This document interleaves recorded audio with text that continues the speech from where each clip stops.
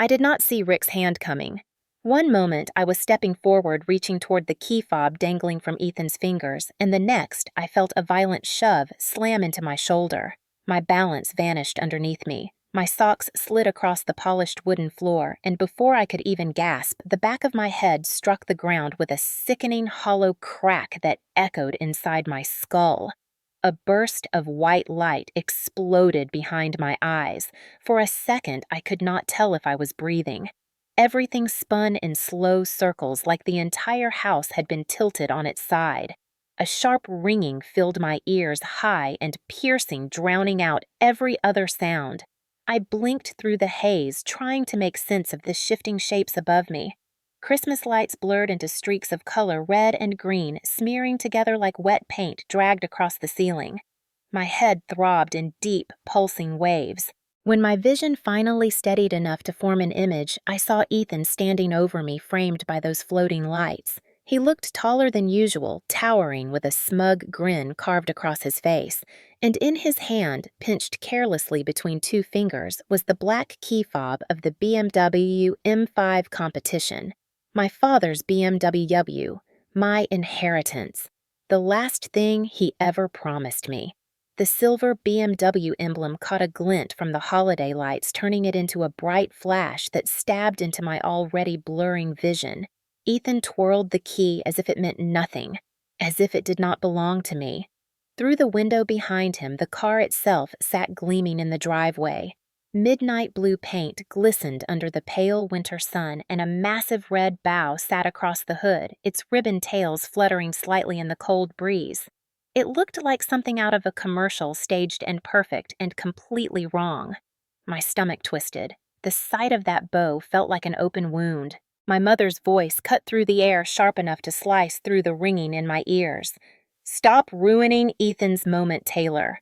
For once, stop making everything about you." Her words stung even more than the floor had. I tried to push myself onto my elbows, but a sharp bolt of pain shot down my neck, forcing me back down. The room lurched sideways again, and my breath caught in my throat. Rick stood a few feet away, his chest rising and falling as though he had just completed some triumphant task. His eyes were cold, unbothered, almost satisfied. "You should have stayed quiet," he said. His voice sounded distant, like I was hearing it from underwater. My mother didn't look at me. She placed a gentle hand on Ethan's arm instead, her face glowing with pride. "Ethan, go take it for a drive. Enjoy it. Go show everyone." He smiled wider and stepped around me without hesitation. As he passed, his shoe brushed my fingers, and the light contact sent a jolt up my arm. To him, I was nothing more than an obstacle on the floor. He pressed the unlock button on the fob, and outside the BMW's headlights flared to life. The engine roared when he started it, a deep growl that vibrated across the floorboards beneath me. My father used to say that sound was the heartbeat of engineering perfection.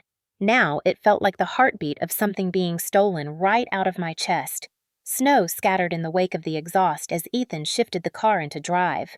I reached out weakly, my fingers trembling. My voice barely escaped my throat. That car was the last piece of my father, and they gave it away. No one responded. My mother walked toward the kitchen as if nothing had happened. Rick muttered something about me being dramatic. The cold air from the open door drifted across my face, carrying the fading sound of the BMW accelerating down the street. I tried again to sit up, but the spinning worsened. The ceiling twisted and folded over itself as if someone had gripped the edges and shaken the entire house. The Christmas tree lights flickered and doubled.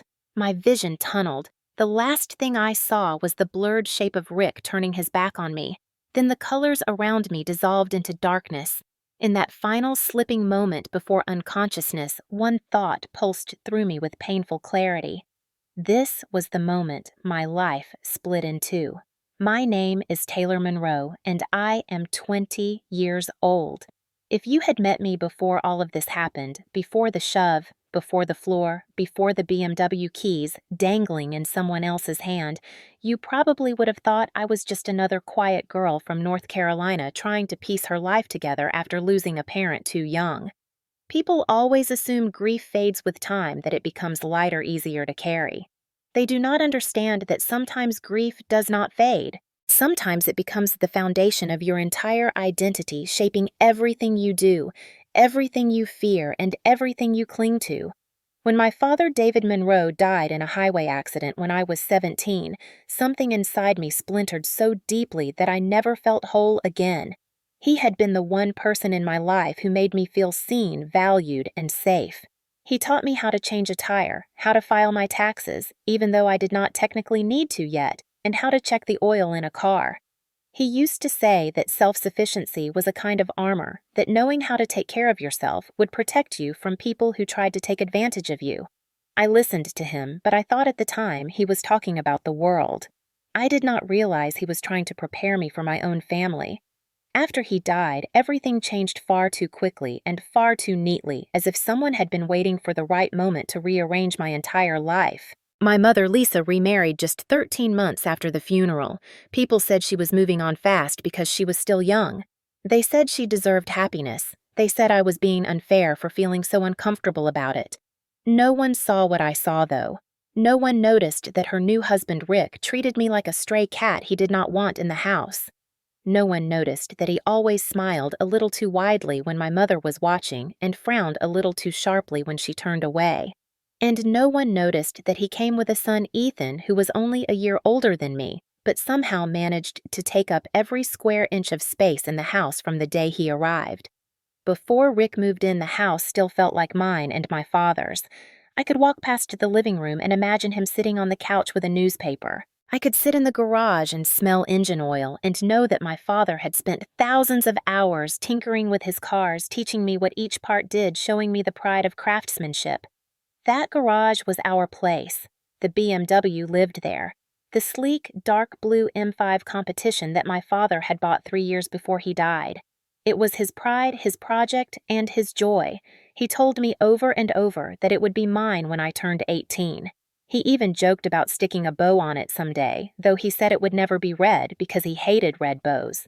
That car was not just a luxury item. It was a memory, a promise, and a piece of him that I could touch when the grief suffocated me. But in the state of North Carolina, when a minor inherits anything valuable, it cannot legally be placed in their direct control. It has to be held by a guardian until the minor turns 18. My mother and Rick were my guardians. That is how they got the authority to hold the BMW keys, the financial accounts, and every sentimental item from my father's estate. I remember the day the lawyer read the will. I was 17, numb, barely able to sit upright in the stiff leather chair. My mother held my hand, pretending to comfort me, while Rick hovered behind us like a shadow that had been waiting its entire life for daylight. My father left everything to me. The car, his savings, his tools, his personal items. I was his only child, and he made it perfectly clear in the will. But since I was under 18, the law required that all of it go into my mother's safekeeping until my birthday. She placed everything in a safe in her bedroom. I never saw those papers again. At the time, I thought she was just being organized. I did not know she was building a wall between my father and me. Once Rick entered the picture, the atmosphere in the house shifted. I became quieter, more careful, more invisible. Rick and my mother insisted that Ethan be treated like my sibling, like he had always been part of our family. But the way they treated him compared to me was not sibling equality. It was worship. Ethan became the center of every conversation, every plan, every dollar spent. My mother began referring to him as responsible, mature, destined for great things, while I was suddenly described as emotional, overreactive, and difficult. I tried to convince myself it was my imagination, that grief had made me hypersensitive. But deep down, I knew the truth. I was no longer the child my mother cared about. I was the reminder of the man she had lost and the life she had thrown away. When I turned 18, I expected the BMW keys to be placed in my hand. I had imagined that moment for years. Instead, my mother simply said that the car was too much for someone my age, that I was irresponsible, that I would get myself killed, and that she and Rick would continue managing it until I was more stable. More stable meant obedient. More stable meant quiet. More stable meant grateful for whatever scraps of affection they tossed my way. I learned to swallow my resentment. I worked part-time. I saved money. I rented a tiny room above a garage belonging to an elderly woman who did not mind the sound of my late-night crying. And every time I visited my mother's house, I saw the BMW sitting in the garage covered gently with the protective sheet my father used to fold with military precision. It should have been safe. It should have been waiting for me. I should have known better. I remember the day of the will reading with the kind of clarity people usually reserve for trauma. In many ways, it was another kind of loss layered on top of the original one. I was sitting in a leather chair that felt far too big for my body, my feet not quite touching the floor even though I was 17. The conference room smelled like old paper and lemon cleaner, the kind that stings your nose if you breathe too sharply. My mother sat next to me dabbing the corner of her eye, even though she had not shed a real tear since the funeral. Rick sat on her other side, his arm draped behind her in a protective gesture that felt more like possession. I kept glancing at him trying to understand why he was even there. He barely knew my father. He had met him twice, both times awkward and forced. Yet here he was, sitting in on one of the most personal moments of my life, as if it belonged to him. The estate attorney, an older man with wire-framed glasses and a tired voice, opened a thick folder and cleared his throat. He looked at me for a long moment before speaking. "Taylor, your father left explicit instructions regarding his assets and personal belongings." I remember sitting up straighter. My heart tightened. I had spent months pretending to be fine, pretending to be strong, pretending not to wake up every night, expecting to hear my father humming in the kitchen. This felt like the last thread connecting me to him, and I needed to hear every word. The attorney began reading. David Monroe leaves his entire estate, including financial accounts, personal property, and automobile assets, exclusively to his daughter, Taylor Monroe. His voice echoed through the room. For a second, everything stopped. My mother blinked rapidly. Rick shifted in his seat. I felt my throat close with emotion. My father had not forgotten me. He had not replaced me. He had left everything to me. Then came the part I did not understand at first. Since the beneficiary is a minor, the estate will be held in guardianship until the beneficiary reaches the age of 18. At the time, I did not know what that meant. I was 17. I was grieving. I was exhausted. All I knew was that my father had trusted me with everything he built, everything he saved, everything he loved. But the moment the attorney said guardianship, my mother leaned forward, her tone brightening unnaturally. "We will handle it. Taylor is still a child. She cannot be expected to manage something like this alone." Rick nodded almost too eagerly. "Of course. We will hold everything safely until she is older. It is what is best for everyone." Best for everyone felt like a phrase meant to shut down questions. I remember frowning, unsure. The attorney continued outlining the account's assets, investments. My father had been careful. He had organized every detail down to his tools in the garage. When he purchased the BMW, he had added an amendment to the will that placed it specifically under my name. He had written, "This vehicle is to be given to Taylor upon her 18th birthday. No exceptions." Reading that line made my chest tighten. I could picture him smiling as he signed those papers, proud that he was giving me something meaningful. But before I could ask anything, my mother's voice sliced through the air. "Obviously, she is nowhere near ready for something like that. A sports car, a powerful engine. She could hurt herself. She could hurt someone else." Rick chimed in. "We will keep it in the garage and make sure it stays in perfect condition. When the time is right, if she proves responsible, then maybe we can revisit that." I opened my mouth to object. It felt wrong even then, but every adult in the room looked at me like I was a fragile thing, a child playing dress-up, someone too young to understand the magnitude of responsibility. My mother squeezed my knee. "Just trust us, sweetie." Trust was the last thing I felt, but I did not have words strong enough to confront her. Grief makes you compliant. It drains your ability to fight. The attorney asked if I understood the arrangement. I nodded, even though I did not. I felt like I was watching someone else living my life, as if I were floating outside my body, powerless to intervene. After the meeting ended, my mother gathered the documents with swift efficiency. She did not let me touch them. She placed them into her purse, zipped it closed, and tucked it under her arm as if it already belonged to her. When we arrived home, she carried everything straight into her bedroom and locked it in her safe. I asked if I could at least have a copy of the will. She said, "You do not need one. Everything important is already handled." Rick stood behind her, giving me a smile that felt like a warning. That was the first moment I realized something was deeply wrong. Days later, Rick started parking his truck closer to the BMW, almost blocking it from view. My mother started dropping small comments about responsibility, safety, maturity. Every time I asked when I would be allowed to access the car or see my father's things, she said, "Not yet. You need to grow up first." Growing up apparently meant listening without questioning. After my 18th birthday passed, I asked again. She told me she did not think it was the right time. She said I was too stressed, too emotional, too distracted. She said the car was an expensive piece of machinery and that Rick understood these things better than I did. I noticed then that Rick had started driving it occasionally. Short trips, errands, weekends. He always returned it spotless, but the odometer climbed faster than it should have if it were truly being protected for me. When I confronted him quietly, he said, "The car belongs to the household until further notice. Do not get ahead of yourself." Every part of me wanted to scream. I knew this was not what my father intended. He had trusted my mother to honor his wishes, not to reinterpret them, but I did not know my rights. I did not know the law. I did not know that guardianship could be abused just as easily as anything else. I spent the next 2 years walking on eggshells. Every attempt to discuss my inheritance became a fight. Every question became an accusation. Every request was met with anger. I told myself to wait. They could not keep the car forever. They could not keep everything from me forever. The will was clear. My father had been careful. They would have to honor it eventually. I believed that. I held on to that. I had no idea how wrong I was. If I had been paying closer attention in those early months, I might have seen the favoritism coming long before it swallowed my entire life.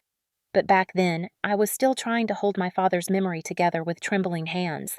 I thought grief made my mother distant. I thought the coldness in her eyes was temporary. I thought the way she spoke to me, clipped and impatient, was just her way of coping with losing a husband. It took me far too long to understand that her grief had ended, but mine was still being used against me. The first real signs appeared shortly after Rick and Ethan moved into our house. My mother acted as if she had just discovered a missing piece of her life, a ready-made family slotted perfectly into place. She cooked elaborate dinners again, something she had not done since my father passed. She played music while cleaning. She wore makeup more often, bought new dresses, and started smiling at nothing in particular. Except the smiles were never directed at me. They were for Rick, for Ethan, for this new version of our family where I fit like a leftover puzzle piece placed in the wrong box. Ethan was 19 when he moved in, but my mother treated him like he was still a child who needed constant praise. I watched her beam whenever he entered the room. She poured him extra servings at dinner, asked about his day, repeatedly bought him little gifts from Target as if he were 7 and had just started school. She even framed one of his community college certificates and hung it in the hallway right where my father's Navy photo used to be. I noticed its absence the same day I noticed the new frame. When I asked her where Dad's picture went, she said she was reorganizing and needed a more balanced look for the wall.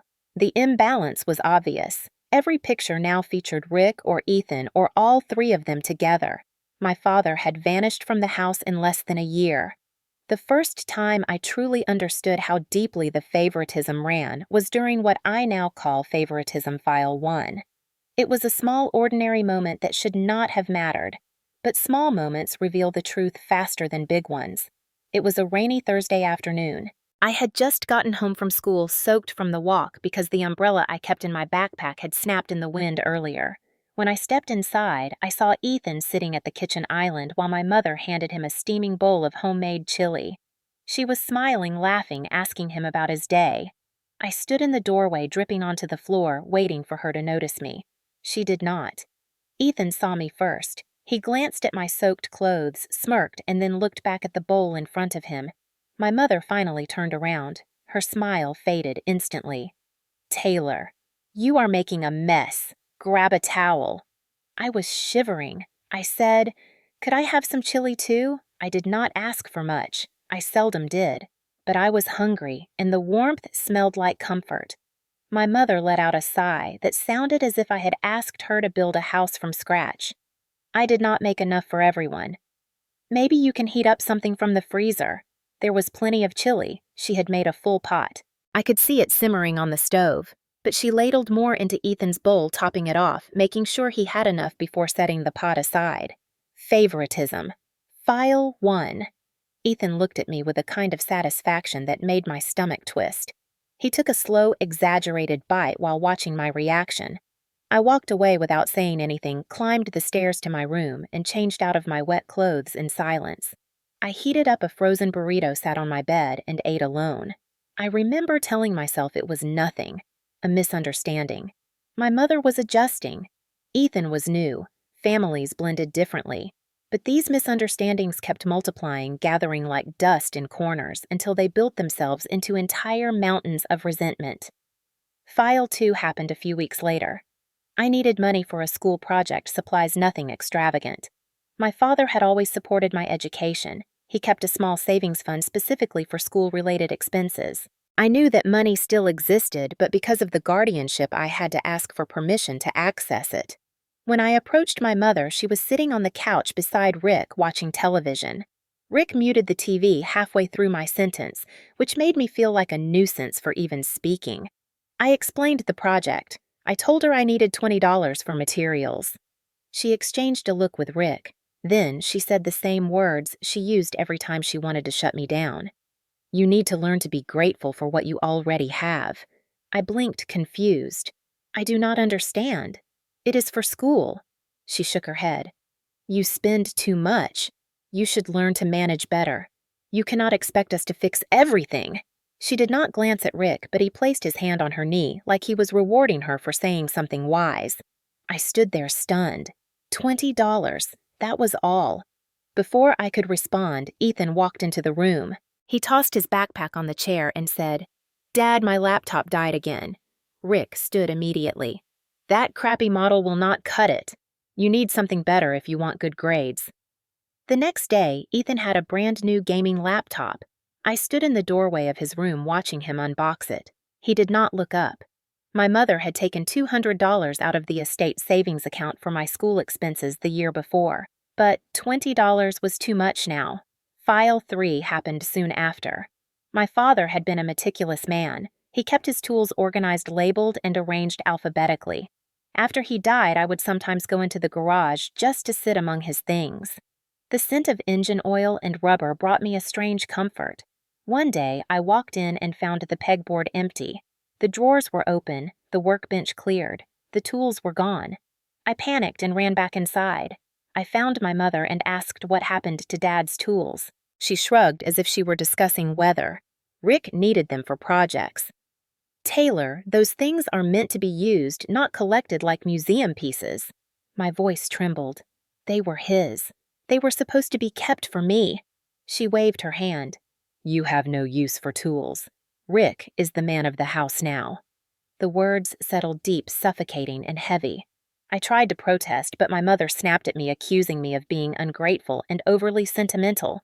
Later that afternoon, I heard Ethan bragging to a friend on the phone about a new collection of tools that he and his dad had taken from the garage. I closed my bedroom door quietly and sank to the floor. That night, I finally allowed myself to understand something I had been avoiding for months. I was no longer my mother's priority. I was not even an equal member of my own home.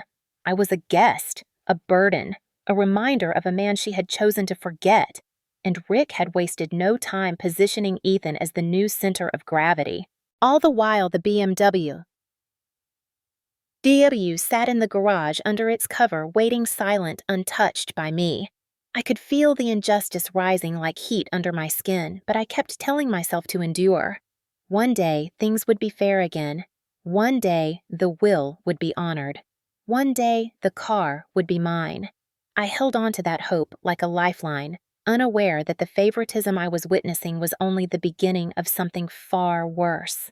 After my father died, it felt as if the world had been scrubbed clean of color. Nothing tasted the same. Nothing sounded the same. Even the air in the house felt thin, as if someone had sucked the oxygen out and left only the echo of what life used to be.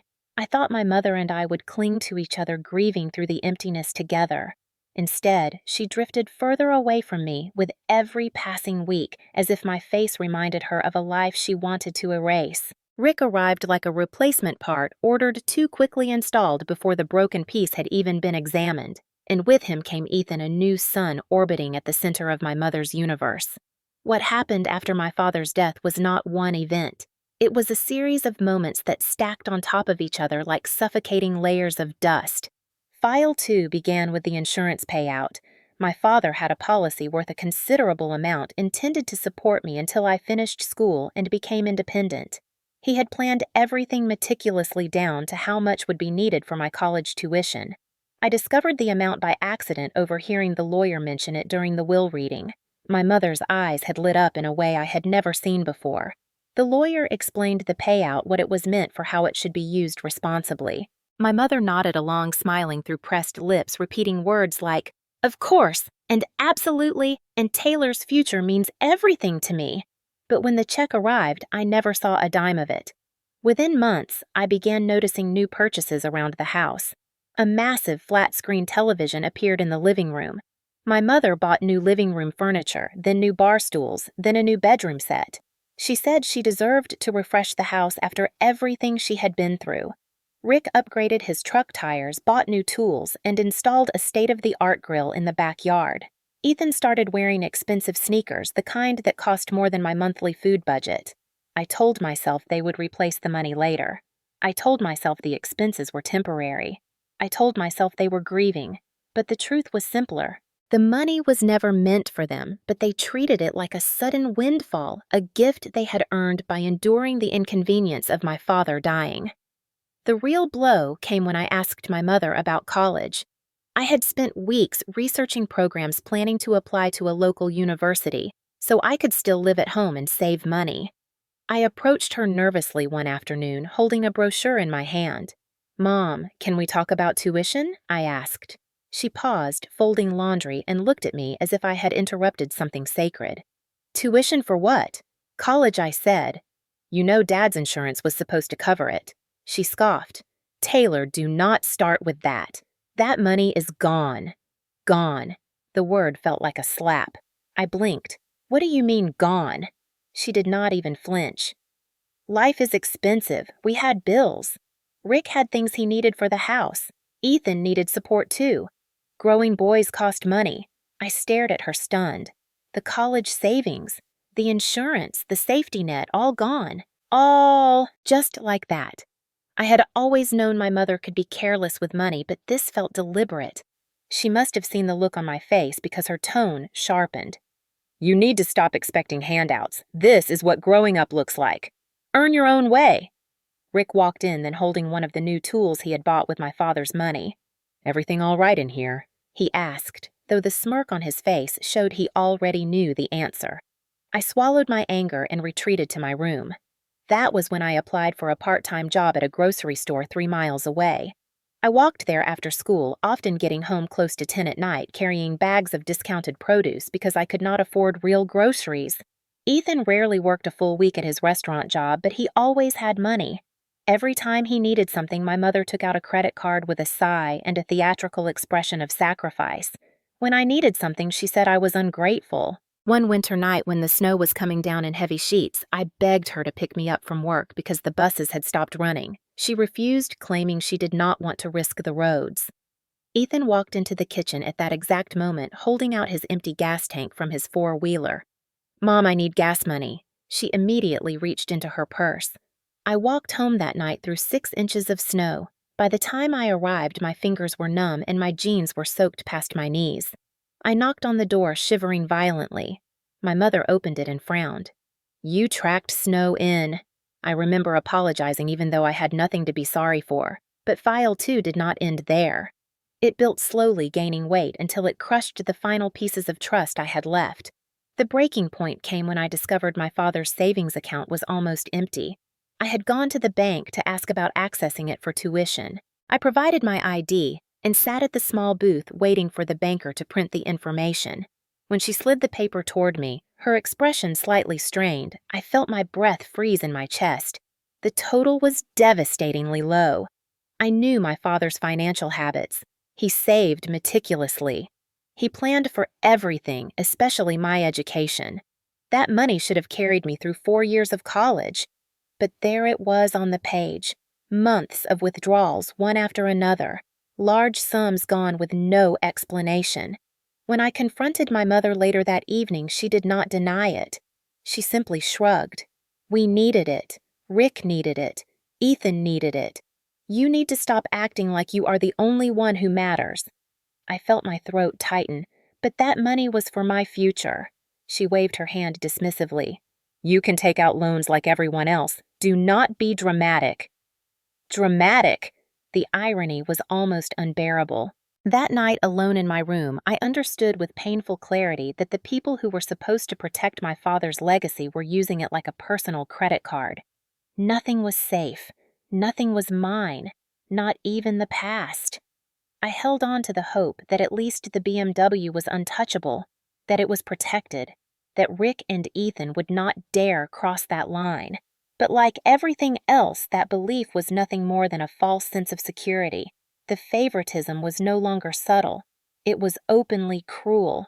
And the worst part was that I could feel something bigger coming, something that made the house feel colder, tighter, more suffocating each day. I did not know it then, but the next file would not just be about favoritism. It would be about betrayal on a level I had never imagined. By the time I turned 20, my life looked nothing like the one my father had imagined for me. In some ways, it barely looked like a life at all. It was more like a long stretch of survival, held together by part-time paychecks, cheap dinners, and the thin thread of hope that one day things might finally make sense. I lived in a small rented room above a detached garage behind an elderly widow's house. Her name was Mrs. Hargrove. She was kind in the way older Southern women are kind, with gentle questions and sweet tea and floral wallpaper that made everything feel like it was frozen in time. My room was barely bigger than a walk-in closet, but it had a tiny window overlooking the street, a bed that creaked every time I breathed too deeply, and a space heater that rattled like it might explode. Still, it was mine. That was the most important part. It was the only place where Rick's voice could not reach me, where Ethan's smirk could not linger in the hallways, and where my mother could not accuse me of being dramatic simply for existing. Every morning I woke up to the faint sounds of Mrs. Hargrove watering her plants downstairs, humming hymns to herself. I would rub my eyes, stretch on the mattress that dipped in the center, and force myself out of bed even when exhaustion pressed down on me like a second blanket. I worked 2 jobs most weeks. In the mornings, I worked at a small coffee shop off Main Street. It smelled like burnt espresso and cinnamon rolls, and the floors were always sticky no matter how often the manager made us mop them. I spent hours making lattes for people who barely looked at me while scrolling endlessly on their phones. Sometimes, if someone smiled at me or left a tip larger than a few coins, it felt like an event worth celebrating. In the evenings, I cleaned office buildings. It was quiet work, lonely but calming. I would vacuum long hallways under fluorescent lights and empty trash cans filled with crumpled memos and half-eaten sandwiches. No one talked down to me there. No one asked me why I was not doing better. No one compared me to anyone else. I used to listen to old voicemails from my father while I cleaned. His voice steadied me. He always sounded warm, even through the distortion of the recording. Sometimes I would close my eyes and imagine him walking through the door, asking why I looked so tired, insisting we get burgers to celebrate something small like the fact that he had finished reorganizing the garage or that I had gotten an A on a math test. But reality always returned quickly. He was gone, and I was alone. My car, if it could even be called that, was a battered Honda Civic from before I was born. The paint was peeling in long strips. The muffler rattled when I drove uphill, and sometimes the heater blew cold air instead of warm, but I loved it because it belonged to me. I had bought it myself after saving for 18 months.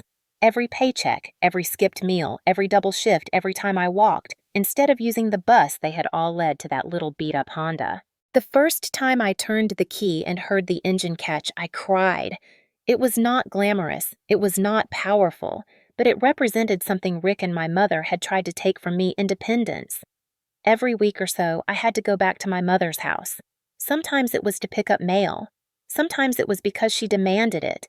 And sometimes it was because I missed the version of her that used to exist before she became someone else entirely. Each time I pulled into the driveway and saw the BMW sitting behind the garage door, polished and perfect, waiting like a ghost of my father, whispering that I had not been forgotten. I always stopped for a moment before getting out of my car. I would sit there with my hands still on the steering wheel, staring at the garage and imagining how it would feel to lift the cover slide into the driver's seat and finally feel the engine rumble beneath me the way my father described. He used to tell me, "This car is yours, kiddo. It will take you anywhere you want to go." Instead, it took Ethan wherever he wanted to go. Rick had started letting him drive it more often. Sometimes I would see him pull out of the driveway, the car gliding effortlessly into the street, while I sat behind the wheel of my Honda that shook if I turned the AC on too high. He would always drive past me slowly, giving me that same smirk, the one that made me feel like my father's memory was something he could step on. My mother acted like the favoritism was common sense.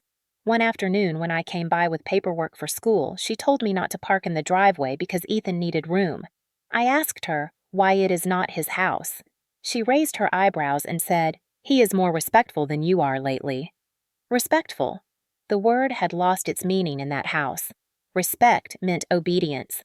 Respect meant pretending the last precious piece of my father did not sit behind a locked door untouched by me and worshipped by everyone else. Most days, I kept my anger to myself.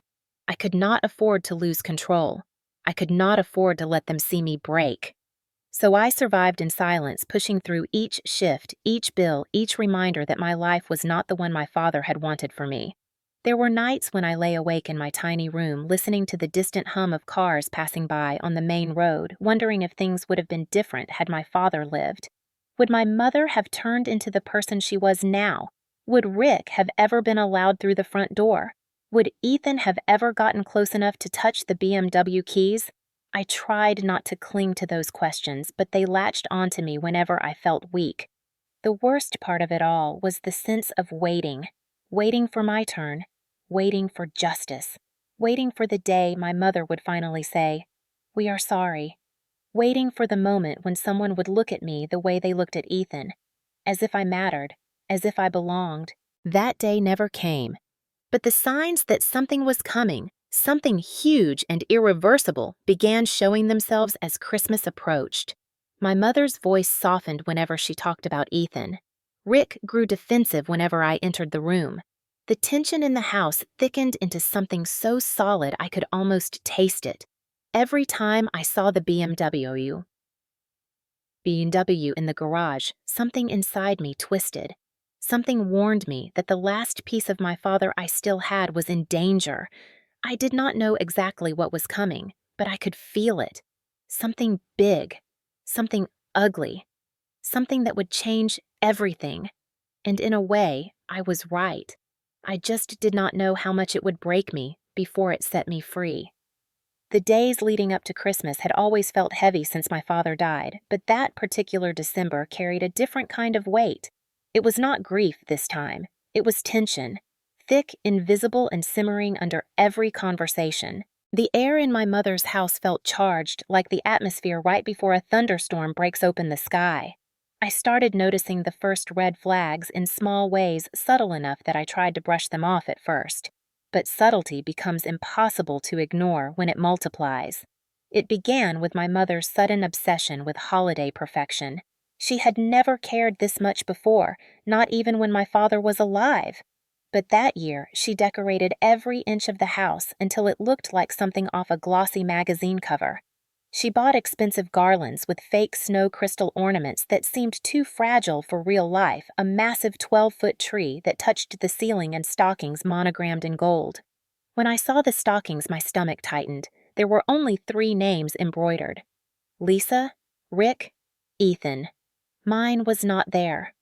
I stared at the fireplace for a long time, waiting to feel something sharp, something painful, something undeniable. Instead, all I felt was a familiar dull ache, the kind that settles so deeply you barely notice it anymore. When I asked her where my stocking was, she barely glanced at me. "Oh, I did not think you would be spending much time here this year. You are always busy." Busy meant working 2 jobs to survive. Busy meant being excluded. Busy meant uninvited. But I said nothing. The next red flag came 2 days later. I stopped by after my morning shift to drop off a small baking dish Mrs. Hargrove had sent for my mother. As soon as I walked in, I heard Rick's voice from the garage. His tone was low, excited, almost secretive. When I approached quietly, I saw him standing next to the BMW. The cover had been pulled halfway off, exposing the hood and part of the windshield. His hands were deep in the engine bay, tightening something with one of my father's old wrenches. Ethan stood nearby, leaning against the workbench with a grin. I froze in the doorway. They were not supposed to be touching it. Not like that. Not without me. Not ever. Rick looked up and saw me. His expression changed instantly. The excitement vanished. A cold, measured annoyance took its place. "Taylor, what are you doing here?" I swallowed the lump in my throat. "I thought I would say hello. I need to drop something off for Mom." He wiped his hands on a towel and stepped slightly in front of the car, blocking more of it from my view. "Everything is fine out here. No need for you to snoop around." I stared at Ethan. He smirked at me in that slow, mocking way that made my skin prickle. He tapped the hood lightly with his knuckles. "It is looking really good," he said. "Almost ready. Almost ready for what I asked." My voice sounded too small. Rick's jaw tightened. "Do not worry about it. We are handling it." There it was again. That phrase, "we are handling it." I backed away slowly, something cold settling into my chest. I tried to convince myself it was just paranoia. I tried to tell myself no one could take something so clearly left to me. But the truth was beginning to take shape, sharp and cruel, just beneath the surface.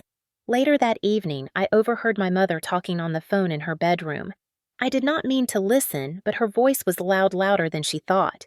She sounded excited, almost giddy. "He is going to love it," she said. "This is exactly what he needs. He deserves it."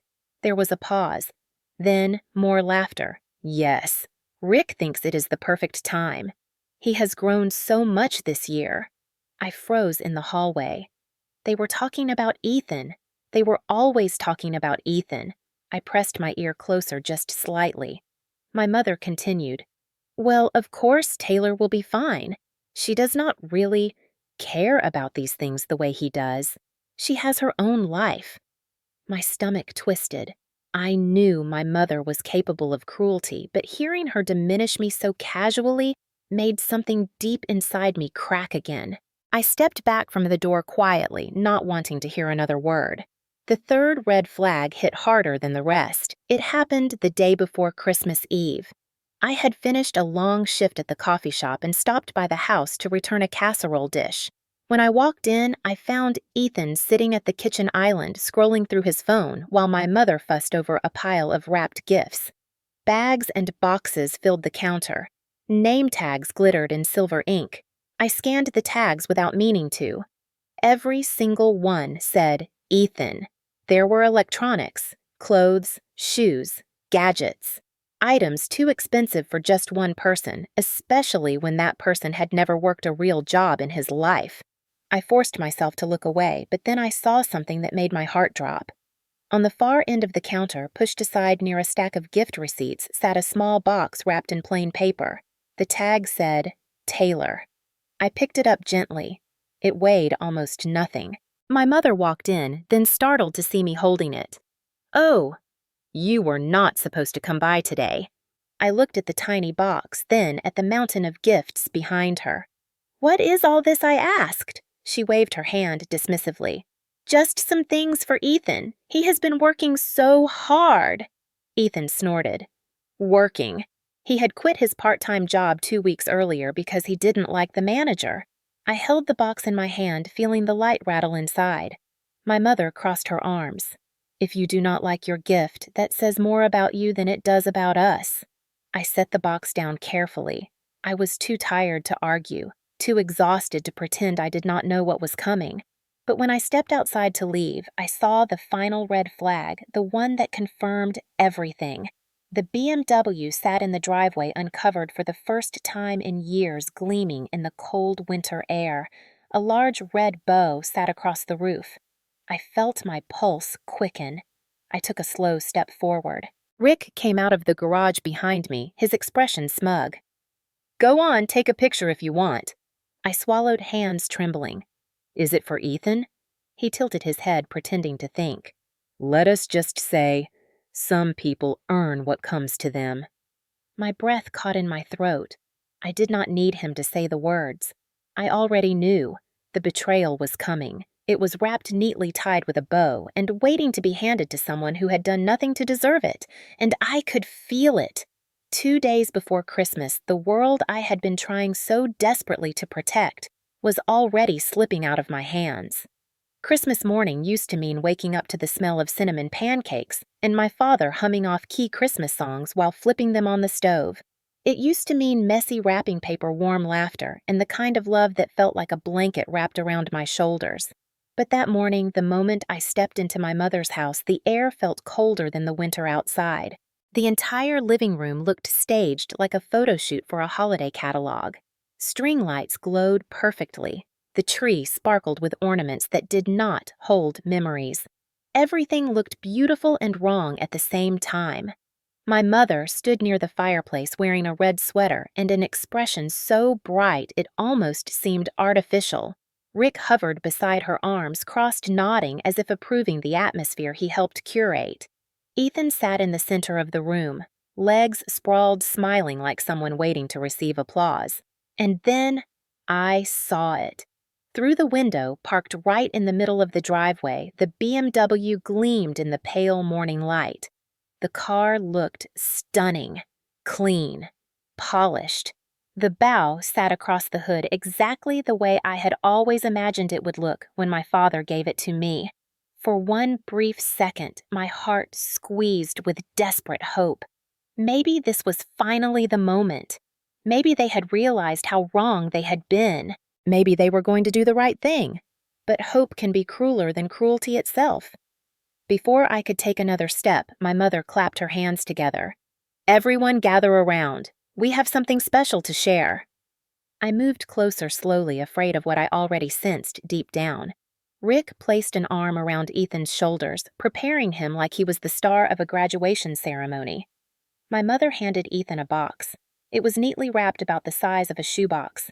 The room felt unbearably still. Ethan opened the box slowly, deliberately, milking the anticipation. When he lifted the lid, bright light reflected off the object inside. The BMW keys. My breath caught. My chest tightened. My hands went numb. Ethan held up the keys like a trophy, the silver emblem gleaming. My mother began clapping. Rick joined her. Ethan grinned so wide I could see every tooth. "Congratulations, sweetheart," my mother said. "You deserve this. You have worked so hard." Worked hard at what existing being their favorite, breathing in the right direction. My pulse thundered in my ears. Rick stepped forward, smiling like a proud father in a commercial. "This car is officially yours, son. You earned it." I felt something inside me break, shatter. The sound in my head was louder than the applause in the room. Ethan looked at me, then eyes glinting with malicious satisfaction. "Merry Christmas, Taylor." I pressed my nails into my palms to ground myself. My father's words echoed in my mind. "This car will be yours when you turn 18, kiddo. No exceptions. No exceptions." My mother noticed the expression on my face and lifted her chin. "Taylor, do not start. This day is for family harmony." Harmony. Was this harmony, watching them gift my inheritance to someone who barely knew my father? My voice trembled as I spoke. "That car is mine. Dad left it to me." Rick's smile vanished, replaced by a hard glare. "Do not embarrass yourself. You are acting childish." Childish. A word they weaponized whenever I dared to claim my own rights. My mother stepped toward me, lowering her voice, but not her hostility. "You should be grateful we have held on to it this long. You were not ready for something so valuable." Ethan dangled the keys in front of him, letting them swing back and forth like a pendulum. "If you want, I can take you for a ride sometime. just so you can pretend you know. Something snapped inside me. I walked toward him, each step stiff with fury. Give me the keys, Ethan, he snorted. Or what Rick moved faster than I expected, stepping directly between us. His voice sharpened into a blade. You need to calm down, right now. My breathing grew uneven. My hands shook. I looked at my mother one last time, searching her face for something human, something soft, anything. I found nothing, only coldness, only resentment, only the woman who had chosen everyone but me. When Ethan stepped toward the door with the keys, something in me acted before my mind could catch up. I grabbed my coat and followed him outside. The cold air slapped my face, stealing my breath, but I did not stop. Ethan whistled as he approached the BMW, admiring the bow, running his hand along the sleek paint. He unlocked the door and laughed softly, as if this were the happiest moment of his life. I stepped directly in front of the driver's door. He froze. Move, he said. No. His smirk disappeared. This thing is mine now. Accept it. Rage built in my chest like fire swallowing oxygen. It is not yours. It was never yours. My father left it to me. Ethan opened the door wider and leaned in, preparing to sit. I reached out and grabbed the edge of the door. He yanked it back hard. Get your hands off. Rick stormed out of the house, then footsteps pounding on the wooden steps like warning shots. He looked at me with an expression I had seen only once before, the day he told me I was not part of his family anymore. My mother followed behind him, shouting something I could not hear over the roar of my pulse. I refused to move. Ethan slid into the seat, placing his hands on the wheel, an exaggerated sigh escaping his lips. Man, it feels good to finally be behind this thing. That was the last straw. I reached in, grabbing for the keys. Ethan jerked upward, hitting my arm hard. Hey, back off! Rick crossed the driveway in seconds. His face was red. His eyes were wild. Taylor, stop! I shook my head. I want what is mine. And then everything happened in a flash. Rick grabbed my arm, pulled me backward with more force than I expected, and shoved me hard. My feet slipped on the icy concrete. The world tilted sideways, but this time I caught myself before falling. The betrayal was complete. They had taken everything. And the last piece of my father was now roaring to life beneath Ethan's hands. As Ethan revved the engine, the sound vibrated through my chest like a physical blow. My mother yelled for me to stop being dramatic. Rick told me to get off the property, and Ethan backed the BMW out of the driveway with the bow still fluttering in the cold December wind. I stood there, frozen breath, shaking hands, trembling uncontrollably as the truth settled in. They had given away my father's car, the only thing he intended solely for me, and they had done it with smiles on their faces.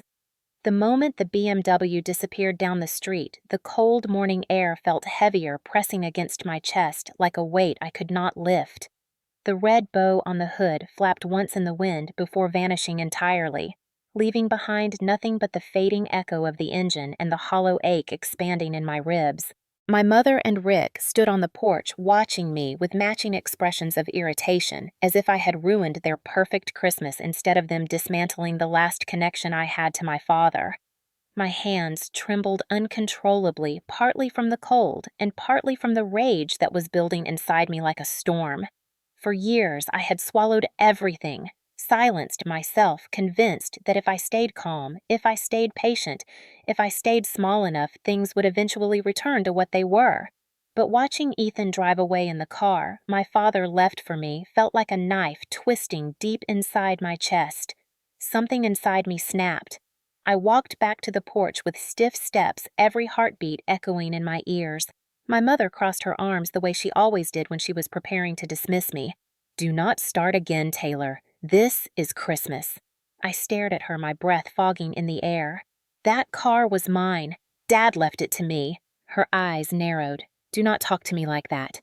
You are ruining the morning. Rick stepped forward, towering over me like he always did, using his height as a weapon.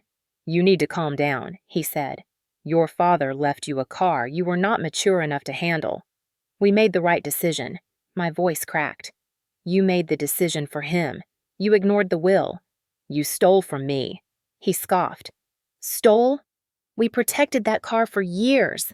You should be grateful we took care of it. You should be thanking us, thanking them for giving my inheritance away, for lying, for gaslighting me, for erasing my father piece by piece. The anger in my chest ignited. I stepped closer to Rick, even though every instinct told me he wanted me to cower. I am done being quiet. I am done being treated like I do not matter. Rick's jaw tightened. Watch your tone. My mother touched his arm, trying to calm him, but she looked at me with that infuriating expression that said she believed she had done nothing wrong. Taylor, you always make everything dramatic. You always play the victim. We made a decision for the good of this family. I felt a bitter laugh rise in my throat. Family? You do not get to say that word when you cut me out of it every chance you get. My mother's face hardened. Do not talk to me that way. I raised my voice for the first time in years. You gave away the last thing Dad left me. You let Rick use it. You let Ethan claim it. You let my father's memory become a prize for someone who never even met him. Rick stepped closer, invading my space. Stop talking. Now. I shook my head. No, I will not stop. Not anymore. Something in his expression changed then, a flicker of anger, then something sharper, something dangerous. Before he could speak again, the BMW returned, tires crunching across the icy driveway. Ethan pulled up to the porch with a grin plastered across his face, revving the engine like he was in a Fast and Furious audition. When he stepped out, he tossed the keys up and down in his hand, smirking. This baby handles like a dream, he said. You sure I cannot keep her for good, Dad? Hearing him call Rick, that felt like another slap. He never called my father anything. My father had not meant enough to him to even leave a memory. The betrayal surged up again, hotter than before. Give me the keys, Ethan. He laughed. You must be joking. I walked down the steps toward him. I was trembling, but not with fear, with fury, with grief, with years of being silenced. He dangled the keys in front of me mockingly. If you want them so bad, come get them. Something inside me broke open. I surged forward and grabbed for the keys. Ethan jerked his hand back sharply and shoved me with his shoulder. Not enough to knock me down, but enough to tell me he could. Enough to show me he wanted to. Rick stormed down the porch steps like a bull. That is enough. I turned toward him, my voice shaking. No, you do not get to say that anymore. I am done letting you control everything. I am done letting you rewrite Dad's wishes. I am done letting you take everything from me. Rick's face twisted. You ungrateful girl. We gave you a home. We kept that car safe. You owe us respect. I pointed at the BMW. I owe you nothing. That car is legally mine. Dad made it clear you had no right. The moment I said legally, Rick stiffened. His eyes darted toward my mother, who suddenly looked nervous, almost panicked. She said quickly, lowering her voice, Taylor, do not bring the law into this. You will make things worse. My blood ran cold. Worse. Worse than losing everything my father left me. Worse than being treated like a burden in my own home. Worse than watching Ethan drive away in my car. I felt my voice rising again, cracking under the weight of everything I had swallowed for years. I am his daughter. I am the only child he had. And you let them take the last piece of him from me. My mother flinched, but instead of apologizing, she snapped. You are acting unhinged. You need to leave if you cannot behave. Ethan snorted again. Maybe she is jealous because she drives that crappy little Honda. I whipped around. Shut your mouth. His smile faded. What did you just say? I stepped toward him until I was close enough to see the sudden flicker of fear in his eyes. You heard me. Shut your mouth. For a moment, the entire world felt silent. My mother gasped. Rick growled something under his breath. Ethan's eyes narrowed. Then he lifted the keys again, taunting me with them. Say please. That was it. That was the final spark. I lunged forward again. Ethan shoved me harder this time. My back hit the side of the car, knocking the wind out of me. I steadied myself, but before I could regain my footing, Rick was suddenly between us again. He grabbed my arm so tight his fingers dug into my skin. "Let go of me," I hissed. He leaned in, his voice low and threatening. "This ends now. You are done." Something snapped inside me. Maybe it was years of silence. Maybe it was grief finally boiling over. Maybe it was the realization that these people would never see me as anything but a problem. I yanked my arm away with all the strength I had and shouted, "No! You are done. I am taking back what is mine." Rick's face reddened. Ethan looked stunned. My mother looked horrified, as though speaking back to Rick was a sin she never imagined I would commit. And in that moment, for the first time in years, I felt something I had not felt since my father died. Power. I did not even see the moment Rick's expression shifted from anger to something far darker. 1 second he was staring at me with that tight jaw he always had when he thought he was losing control. The next, his entire posture changed like a switch flipped inside him. For a heartbeat, the driveway stayed still, the cold air suspended around us, my breath misting in front of me as I watched this man who had invaded every part of my life stand between me and the last thing my father had given me. Ethan still held the keys loosely between 2 fingers, smirking as if this were all a game, as if dangling them in front of me was some kind of entertainment. My mother stood behind Rick, arms crossed, but her eyes darting nervously, clearly worried about how this would look to neighbors, not about what was happening to me. I could feel my pulse hammering in my ears, every instinct screaming for me to run. But another deeper instinct held me still. I had run for years. I had swallowed everything for years. Not anymore. I reached forward again, not even fast or aggressive, just determined. Ethan jerked the keys up in the air, laughing. He really thought I would give up. He really thought I would crumble the way I always had. I took another step, my foot crunching the frost on the driveway. That tiny sound set everything off. Rick stomped toward me, his boots cracking on the icy concrete, his shoulders squared with that frightening confidence of a man who thinks he can do anything without consequences. "Back. Off." His voice came out low and guttural, vibrating in the air between us. I shook my head. "No!" He grabbed my arm again harder this time, his fingers digging into the same spot that already hurt from earlier. I tried pulling away, but he tightened his grip, yanking me closer until I could smell the coffee on his breath. I said back off. "Let go of me." I twisted, trying to free myself, but his grip only grew tighter. Ethan stepped back as if to give Rick space, leaning against the BMW like he was watching some live show. Mom said sharply, "Rick, stop!" But the fear in her voice was more about appearances than concern. Rick stepped even closer until his chest practically touched mine. "You think you get to talk to me like that? You think you get to disrespect me?" Disrespect? Disrespect was giving away my father's car. Disrespect was stealing what was legally mine. Disrespect was shoving me aside for 3 years and calling it parenting. I was done being quiet. You do not get to decide what belongs to me. You do not get to rewrite Dad's will. You do not get to erase him. His eyes widened a fraction, not because he felt guilt, but because he realized I was not backing down. His pride could not handle that. Men like Rick never tolerate losing power. I should have walked away. I knew that even in the moment. But I was so full of grief, so full of anger, so full of everything I had been forced to swallow that I could not make myself leave. I stood my ground. That was when he grabbed my shoulders. It happened so fast, my brain barely registered it. One moment, his hands were clamped on my arms. The next, he shoved me with a force that felt like a shock wave shooting through my body.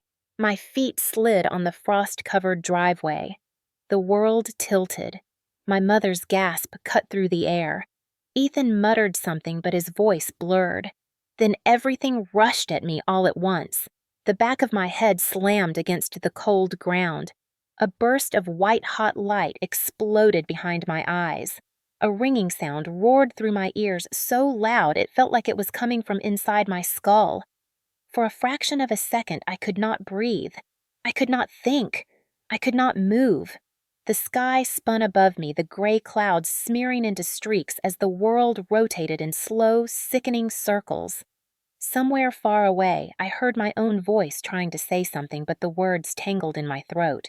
Time stretched and snapped in strange ways. One moment felt like an hour, the next felt like a second.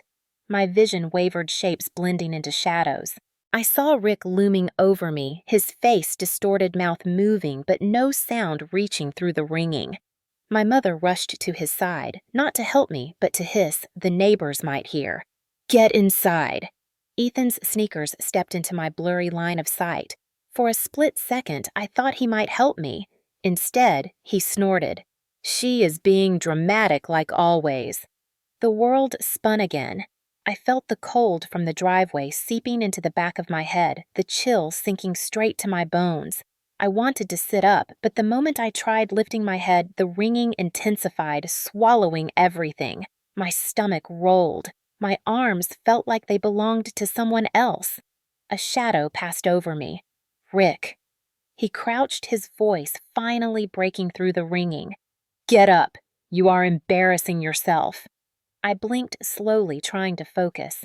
He sounded annoyed, not concerned.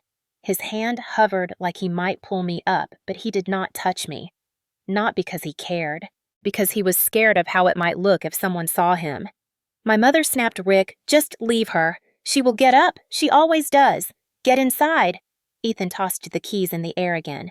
"Come on, Dad, let us go. I think she has had enough attention." They walked away, just like that. They left me lying on the frozen driveway of the home my father once owned, the home he worked to pay for, the home he thought would keep me safe. I tried to push myself up, but pain shot through my head so hard I nearly vomited. My hands slipped on the icy surface. I collapsed again, the world tilting sideways. Slowly, painfully, I managed to roll to my side. My breath came fast and shallow. Tears stung my eyes from pain and humiliation, not from weakness. I hated that they could still hurt me like this. I hated that I had no one in that moment. My head throbbed in rhythm with my heartbeat, each pulse sending another wave of dizziness crashing through me. I did not know how long I stayed there. Maybe a minute, maybe 5. Eventually, I dragged myself toward the porch steps, one shaky movement at a time, gripping the railing to pull myself to my feet. The house lights blurred together, bright halos smearing across my vision. I stumbled inside, every step feeling like the ground was shifting beneath me. The living room was empty, silent. They had gone on with their day as if nothing had happened, as if pushing me to the ground, letting my head hit hard enough to make me black out was normal. My knees buckled once, and I caught myself on the arm of the sofa. I tasted blood, though I was not bleeding. It was just fear and humiliation lingering like copper on my tongue. I reached the couch and collapsed onto it, gripping the cushions until the spinning slowed. I whispered one sentence into the empty room, not sure if I was talking to myself or to my father. "I cannot stay here." When I finally came into the room was darker than before, and for a terrifying moment, I had no idea where I was. My vision swam in and out like a glitching camera feed, turning the edges of the living room into vague shadows. My head throbbed with a slow, punishing pulse that vibrated through my skull, making every breath feel like it came at too high a cost. I tried to lift my hand to my forehead, but even that small movement sent a wave of dizziness crashing through me. When my eyes adjusted enough to see the faint glow from the kitchen nightlight, the pieces of my memory fell into place one by one, each sharper than the last. The driveway, Rick's shove, my head hitting the ground, Ethan laughing, my mother watching. They did not help me. They did not check on me. They came inside and went on with their day as if the moment my skull cracked against the concrete was nothing more than a minor inconvenience. My body felt heavy, like my bones had turned thick and cold, sinking into the couch. I tried to breathe slow and steady, but every inhale scraped against my chest tight and shallow. A faint buzzing sound filled my ears like static in an old television, and for a second I wondered if something inside me was permanently damaged. Maybe it was. Slowly, carefully, I pushed myself upright. The room tilted sideways, then back, then forward again before settling unevenly. I clutched the arm of the couch, swallowing down a wave of nausea. My hand trembled against the fabric fingers barely responding. I whispered, "Stop, please, stop," to my own body as if begging my nerves to cooperate, but everything inside me felt scrambled.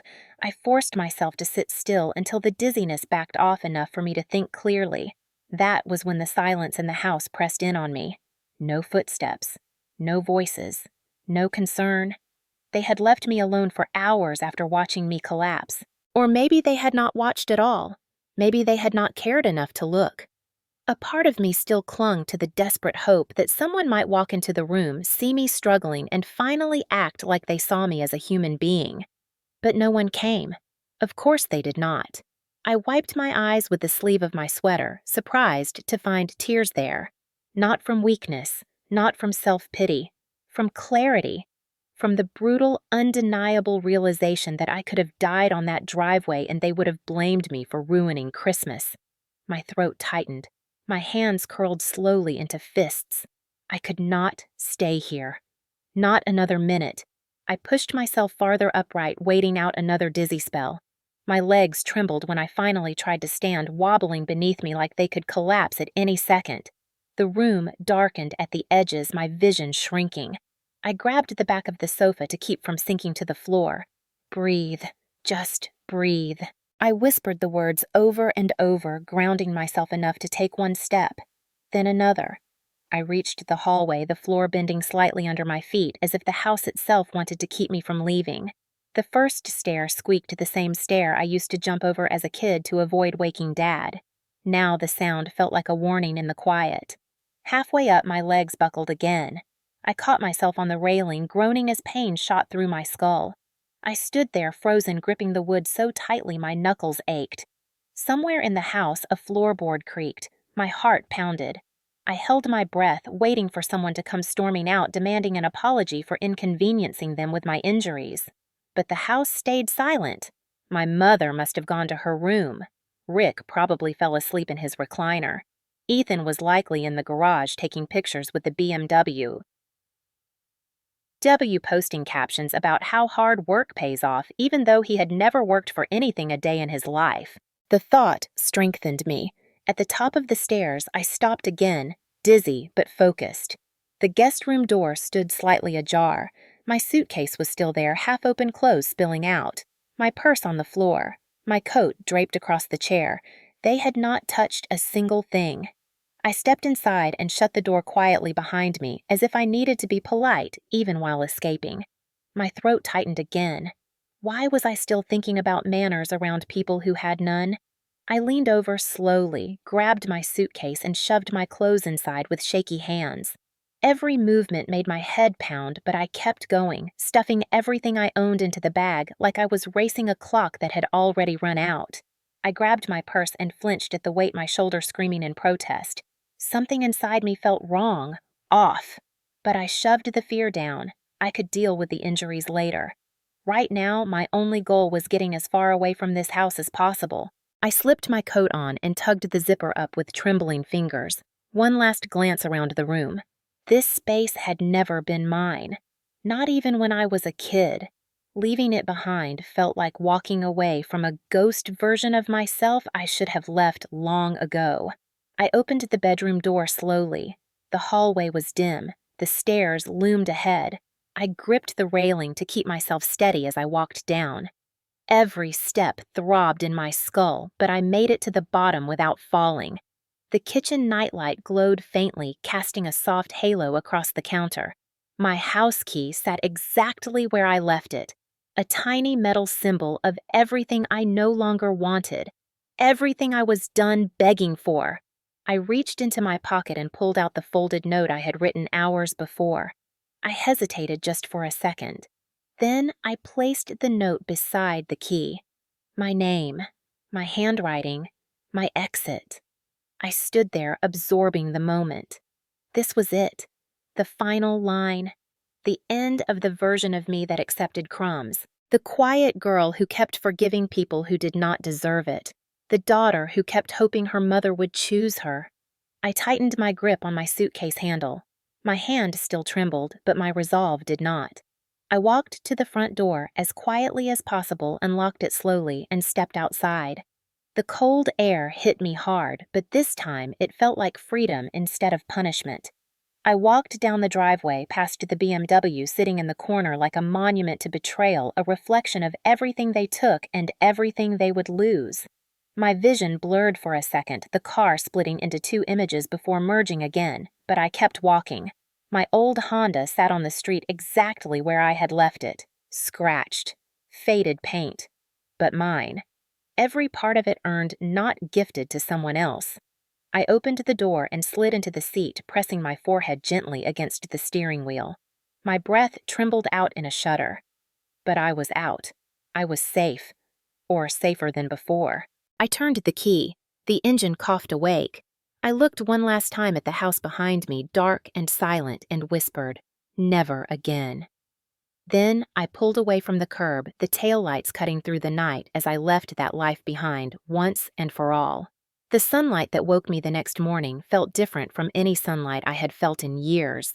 It slipped through the blinds of my tiny apartment like warm ribbons, soft and golden, settling across my face with a gentleness so unfamiliar it made my throat tighten. For a moment, I did not move. I lay still on my bed, wrapped in the cheap but clean blanket I had bought from Target, listening to the hum of the heater and the faint noise of traffic far below. No footsteps stomping down the hallway. No slammed cabinet doors. No tense breathing from outside my room. No voice calling my name with irritation already baked into every syllable. Just stillness. Quiet. A kind of silence that was not heavy, but healing. My body ached everywhere, especially the back of my head, where a deep throb pulsed like a second heartbeat. When I tried to sit up, my vision flickered and I had to brace myself for a moment. But even through the pain, something inside me felt lighter. Bruised, dizzy, and exhausted, but free. For the first time in years, I wasn't waiting for someone to be angry at me. I wasn't rehearsing excuses or shrinking myself down to avoid conflict. I wasn't in a house where I had to measure every breath. My phone buzzed weakly from the nightstand, but I ignored it. I already knew what the screen would be filled with: missed calls, frantic messages, manipulative guilt. I had no room for any of that anymore. Not today. Not ever again. I took a slow breath and exhaled into the quiet room. The walls were thin, the carpet was old, the furniture was mismatched, and it was still the safest place I had been in years. After a while, I managed to get up and shuffle to the kitchen, one hand on the wall, because the dizziness still lingered. I brewed coffee holding onto the counter as the machine sputtered and hissed. The smell filled the air, warm and grounding, reminding me of mornings with my dad when life was simple. When the coffee finished, I poured myself a mug and carried it carefully to the small table in the corner, a thrift store find with chipped paint and a wobbling leg. I sat down slowly, placing the mug between my palms, letting the heat seep into my skin. The first sip tasted like relief. My throat tightened unexpectedly, and I blinked back tears that came from somewhere deep, a place I had been ignoring for too long. I whispered softly to the empty apartment dad, "I wish you were here today. Not because I wanted him to fix anything, just because I wanted him to see I finally found the courage to walk away from what he'd never wanted for me." A knock sounded on the door. Not loud, not urgent, just two soft taps. My body tensed anyway, instincts firing before my mind could catch up. I set my mug down, swallowing a wave of nerves. Then a familiar voice came through the door. "Taylor." "It's Jenna. I brought muffins." My chest loosened. I hurried as much as my aching body allowed, unlocking the door. Jenna stood there in an oversized hoodie, hair tied back, holding a small white bakery box. Her eyes widened the moment she saw me. "Oh my God, you look pale. Are you okay?" I nodded slowly, though we both knew it wasn't true.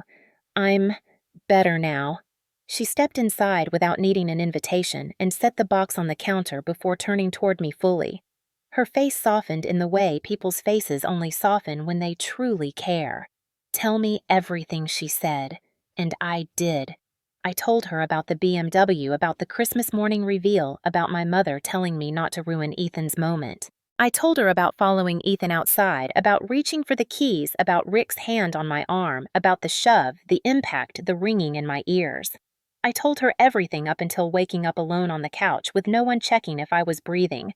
Jenna listened without interrupting, but I could see the fury building behind her eyes, her jaw tightening with every detail. When I finished, she let out a slow breath, almost a hiss. Taylor, that is assault. He could have seriously hurt you. He did seriously hurt you. I rubbed my temples carefully. It doesn't matter. I left. I'm safe now. It matters. She stepped closer. You could have a concussion. You need to get checked out. I shook my head, a familiar fear rising. Hospitals meant official records. Official records meant questions. Questions meant investigations. And investigations meant dealing with Rick and my mother again. I wasn't ready for that. I'm fine, I whispered. The look Jenna gave me was full of disbelief. You're not fine. You can barely stand straight. As if to prove her point, I swayed slightly, catching myself on the edge of the table. Jenna's eyes filled with immediate alarm. That's it. No more arguing. I'm taking you to urgent care. Jenna? But she was already grabbing my coat. You're going. 20 minutes later, we were sitting in the cramped, overly bright waiting room of the urgent care clinic near my apartment.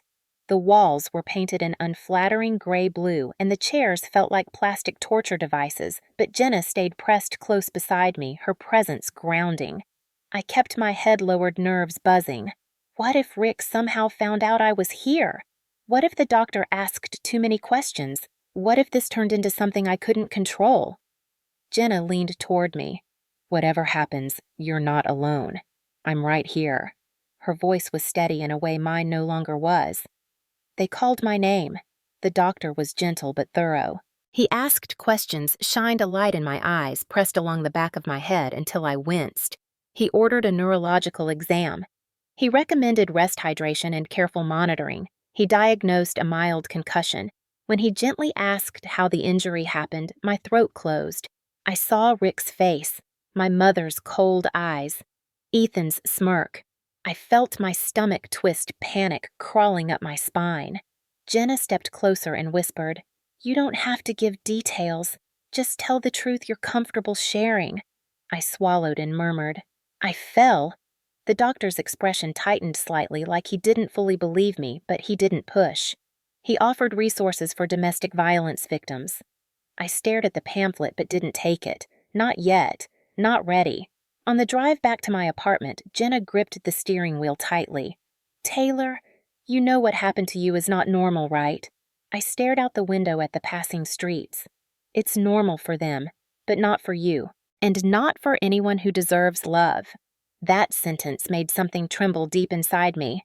Back in my apartment, she helped me settle onto the couch, placing a blanket over my legs and setting water on the table. You're safe here, she said gently. Safe. The word wrapped around me slowly, like I was learning its meaning for the first time. As she sat beside me, scrolling through her phone for concussion care tips, I let myself lean back and breathe. The pain was still there, the dizziness, the exhaustion, but the weight that had lived on my chest for years was gone.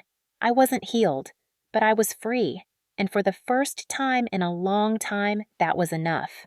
When Jenna finally left that afternoon, promising to check in every few hours, I curled up on the couch with a blanket around my shoulders and my phone still face down on the table. I knew what waited inside that screen. The moment I touched it, I would feel the weight of all the messages, the accusations, the noise trying to drag me back into a life I had barely escaped. But ignoring it forever wasn't realistic. And part of me needed to see it to understand exactly how far they were willing to go. I took a deep breath, picked up the phone, and turned it over. The notifications filled the screen so quickly they blurred into one solid block of color.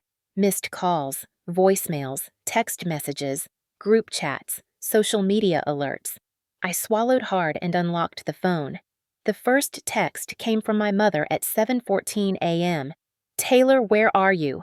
This is not funny. Come back now. A second message 2 minutes later. Your key is on the counter. Explain yourself immediately. Then one from Rick. Grow up. Seriously. You embarrassed everyone. Call us. I scrolled. More messages from my mother. You have 10 minutes to call me before we come looking for you. Then. This is absolutely unacceptable.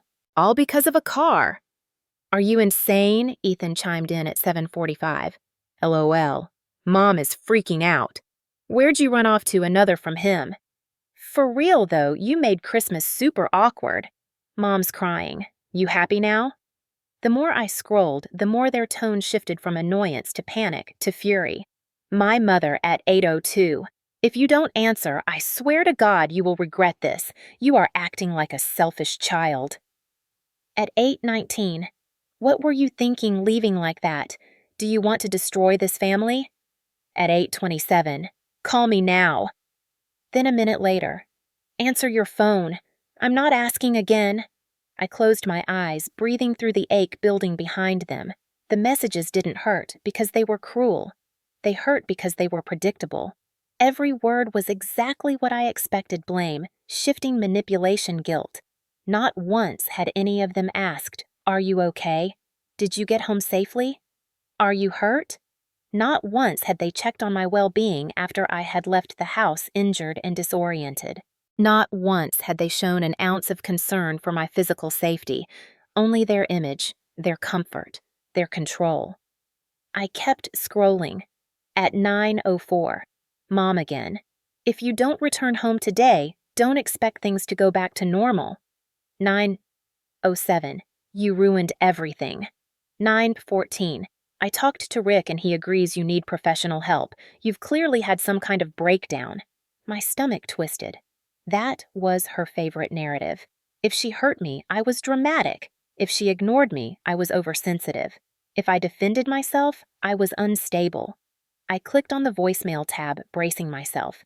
The first message was just my mother breathing hard, her voice tight. Taylor, call me this instant. Don't make me say it again. Another from Rick. This stunt pathetic. You need to apologize. And the third, from Ethan. He laughed through the entire message. Wow. Seriously? You actually ran away over a car. Get over it. I let the phone drop onto the couch beside me, my hands shaking, rage bubbling beneath my ribs. For a brief moment, I felt the old reflex rise inside me, the urge to explain, to defend myself, to break the silence, simply because they demanded it. I almost picked up the phone again, almost called back, almost stepped back into the familiar cycle of humiliation and gaslighting. But then a memory struck me so sharply it felt like cold water poured down my spine. The driveway, the freezing concrete under my back, the ringing in my ears. Rick's face looming above me like he was disappointed the fall hadn't been harder. The way my mother had turned away, the way Ethan had laughed. They didn't check on me, not once. They left me unconscious alone like I was a nuisance instead of their daughter. My jaw tightened, my breath steadied. I picked up the phone again, not to respond, but to block. The first contact I opened was my mother's. My thumb hovered for a beat, shaking slightly. Then I hit block. The phone asked if I was sure. Yes. One by one, I blocked them all. Rick, block, Ethan. Block. Every number I recognized. Block. Every social media account. Block. Every email address that had messaged me in the past 20 hours. Block. It felt like closing doors in a long hallway, each one slammed shut, sealing away years of pain and toxicity. With every tap of my finger, I felt my chest lighten, my lungs expand, my heartbeat slow to a steady rhythm. When I finished, I set the phone down and leaned back into the couch. My head throbbed, but my mind felt clearer than it had in months, maybe years. I thought I would feel guilt, or fear, or some kind of emptiness. But instead, the quiet inside my apartment felt like the first breath after surfacing from deep underwater. I wasn't drowning anymore. I wasn't shrinking to fit someone else's version of me. I wasn't apologizing for bruises they caused. My phone buzzed again. I frowned. I knew I had blocked everyone. When I checked, the notification came from a hidden group chat. I'd forgotten existed an old extended family chat from years back, one my Aunt Karen occasionally revived with holiday greetings. And there it was, A message from Aunt Karen. Taylor, honey, I just talked to your mother. What happened? Are you safe? The question hit me like a physical force, not accusatory, not demanding, not manipulative. Just a simple, raw question. Are you safe? Tears filled my eyes so quickly the room blurred. I typed back with trembling fingers. I'm safe. I'm okay. I had to leave. A moment later, she replied, Call me whenever you're ready. You're not alone. I let the phone rest beside me. My breathing steadied. My shoulders relaxed. The silence wasn't empty anymore. It was mine. Every inch of it. Every second. I wrapped the blanket tighter around myself and exhaled slowly, my voice barely above a whisper. I'm done. And for the first time, that sentence didn't sound like a defeat. It sounded like freedom. I stared at Aunt Karen's message for a long moment before I finally typed back a simple, Can we talk later today? She replied almost instantly. Of course, sweetheart. Anytime you're ready. That one word, sweetheart, made something inside my chest soften in a way I hadn't felt in years. I wasn't used to family speaking to me gently. I wasn't used to feeling like I mattered. I spent the next few hours resting on the couch, drifting in and out of sleep as the concussion fog lingered, but eventually the ache behind my eyes dulled enough for me to sit up without the room tilting. When I felt steady enough, I grabbed my coat, locked my apartment door behind me, and drove across town to Aunt Karen's house. Her place was small, a cozy single-story in an older neighborhood with big trees and porches that wrapped around like a warm hug. I had only visited a few times before. My mother never encouraged a close relationship, always dismissing Karen as dramatic or overly emotional. I now recognized that as projection. When I rang the doorbell, Karen opened the door within seconds, her eyes widening the moment she saw me. Oh, Taylor, she breathed, pulling me into a hug before I could even respond. She held me tighter when I flinched slightly from the pressure. Your head, she murmured, stepping back enough to look me over. Come inside, sweetheart. I followed her through the familiar scent of cinnamon candles and old furniture that felt like it belonged to another lifetime. She led me to the couch, placing a blanket over my legs, even though I hadn't asked for one. Her kindness felt foreign, almost overwhelming. Your mother called me earlier, she said quietly as she sat across from me. But something didn't sit right with me. She said you had some kind of emotional outburst and ran away. I let out a weak laugh. That's one way to put it. She tilted her head, her expression soft but serious. Do you want to tell me what really happened? I inhaled shakily. You can tell me anything? She said gently, and so I did. I told her everything. The BMW, Christmas morning, my mother's comments, Rick's shove, waking up alone, leaving in the middle of the night. As I talked, her eyes darkened with rising anger, but she never interrupted. She let me unload all of it like every word mattered. When I finished, she exhaled slowly, rubbing her forehead. I knew your mother could be cold, she said. But this is abuse. My eyes stung. Hearing someone call it what it truly was unlocked something inside me like a door I had been too afraid to open on my own. There's more, Karen said suddenly, almost in a whisper. She stood and walked down the hallway, returning with a manila folder in her hands. She placed it on the coffee table between us. I was hoping I'd never have to give this to you, she murmured, but your father trusted me with it for a reason. My lungs froze. What is that, a copy of your father's will? She said softly. The original went through probate years ago, but your dad gave me this before he passed, just in case something didn't feel right. My heartbeat hammered. Mom told me everything was handled legally. She said they had control because I was underage. They did have control, Karen acknowledged, but they never had the right to change the terms, and they never had the right to use what belonged to you for someone else. Her words were gentle, but there was steel underneath. She opened the folder slowly, revealing a set of neatly stapled pages along with a handwritten letter tucked between them. The sight of my father's looping handwriting hit me so hard my breath caught. My throat tightened painfully. This copy includes the original clauses, Karen said. She pointed to one highlighted section. This part is about the BMW. I leaned forward, my eyes scanning the bolded line as if my life depended on it. The car should be released to my daughter, Taylor Monroe, upon her 18th birthday. No other party has permission to sell, transfer gift, or assume ownership of this vehicle under any circumstances. My vision blurred as tears gathered instantly. Karen reached into the folder again and handed me the handwritten letter. He wanted you to have this too. My fingers trembled as I unfolded the paper. The familiar slanted writing hit me like a tidal wave. Kiddo, if you're reading this, it means I'm not there to give you the car myself. I'm writing this so you'll always remember something. That BMW isn't just a car. It's a piece of me, a piece of us, a reminder that I believed in the woman you'll become. Don't let anyone tell you you're less than who you are. Don't let anyone take what's yours. You're my heart, Taylor. Always. Love, Dad. I couldn't breathe. The words swam in front of me. Something inside me cracked open in a way that was both painful and freeing. I lowered the letter slowly, my hands shaking. He left it to me, I whispered hoarsely. He really left it to me. Of course he did, Karen said, her voice trembling with emotion. Your father adored you. You were everything to him. A sob escaped before I could stop it. I covered my mouth, but the tears kept coming, erupting from a place I had buried for years. Karen moved to sit beside me, pulling me into her arms with a tenderness I hadn't felt since my father was alive. They stole from you, she said quietly, and they lied to you. But you're not alone anymore. When I finally pulled back, wiping my cheeks, Karen spoke again, her voice steady. There's more. She reached into the folder and pulled out one more document. Your father also left financial accounts in your name. They were supposed to be untouched until you turned 18, but if Rick and your mother accessed those funds... My chest tightened. They did, I whispered.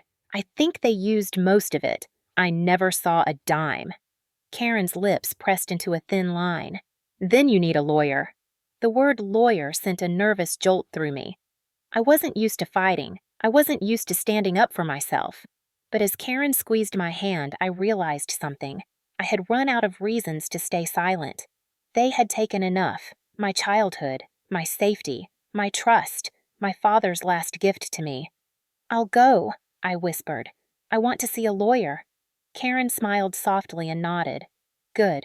I'll go with you. For the first time in years, I felt something like hope unfurl inside my chest. Fragile, unsteady, but real. And this time, I wasn't facing anything alone. Karen drove us to the law office the next morning, the winter sun low over the North Carolina rooftops, turning everything a muted gold. I sat in the passenger seat with the folder clutched against my chest like some fragile relic that might disappear if I blinked. My stomach twisted the entire drive, a mix of nerves, fear, and something sharper beneath it. Maybe determination. Maybe anger, finally finding a place to breathe. The office was small, tucked into a converted brick house near downtown. A wooden sign out front read, Whitfield and Associates, the kind of modest place that looked trustworthy in a quiet, sturdy way. Karen squeezed my shoulder before we went inside. You're doing the right thing, sweetheart. I nodded, even though my hands trembled. Inside, the receptionist greeted us warmly and led us to a conference room where a middle-aged attorney with salt and pepper hair waited. His name was Alan Whitfield, and the moment he shook my hand, I felt something inside me unclench. His grip was firm, steady, reassuring in a way that didn't make me feel small. Taylor, he said, gesturing for us to sit. Your aunt filled me in on the basics, but I'd like to hear everything in your own words. I took a breath, steadying myself, and then told the story again, the car, the will, the shove the night I left. Whitfield listened without interrupting occasionally, nodding or jotting down a note. When I finished, he leaned back slightly, the look on his face shifting from neutral professionalism to controlled outrage. I'm very sorry you went through that, he said, and I want you to know something important right from the start. What your stepfather did in that driveway is assault. What your mother and stepfather did with the inheritance, that is misappropriation of assets, potentially fraud, and definitely illegal. My throat tightened. Hearing someone say it plainly felt like oxygen. Do I have any legal rights left? I whispered.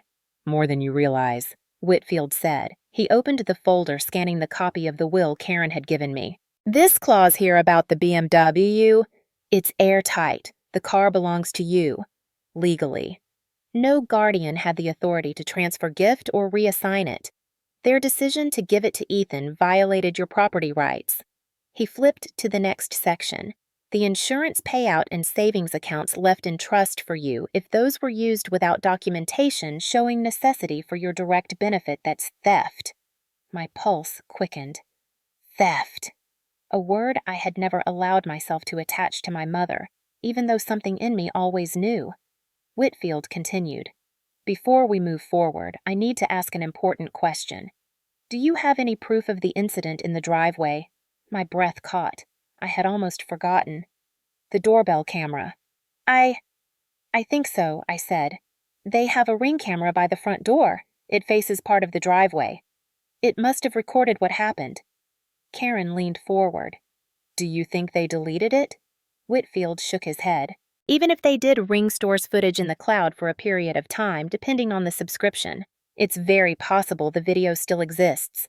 And even if they deleted it, we can subpoena the data directly. I felt a tremor run down my spine. The idea that there was a recording of the moment Rick shoved me of the exact second my head hit the concrete made me feel exposed, but also vindicated. Someone besides me and my abusers might finally see the truth. Whitfield gently pushed a box of tissues toward me. I hadn't even realized tears had started gathering in my eyes. I also need to ask, he said softly. Did you seek medical care afterward? I nodded. Urgent care.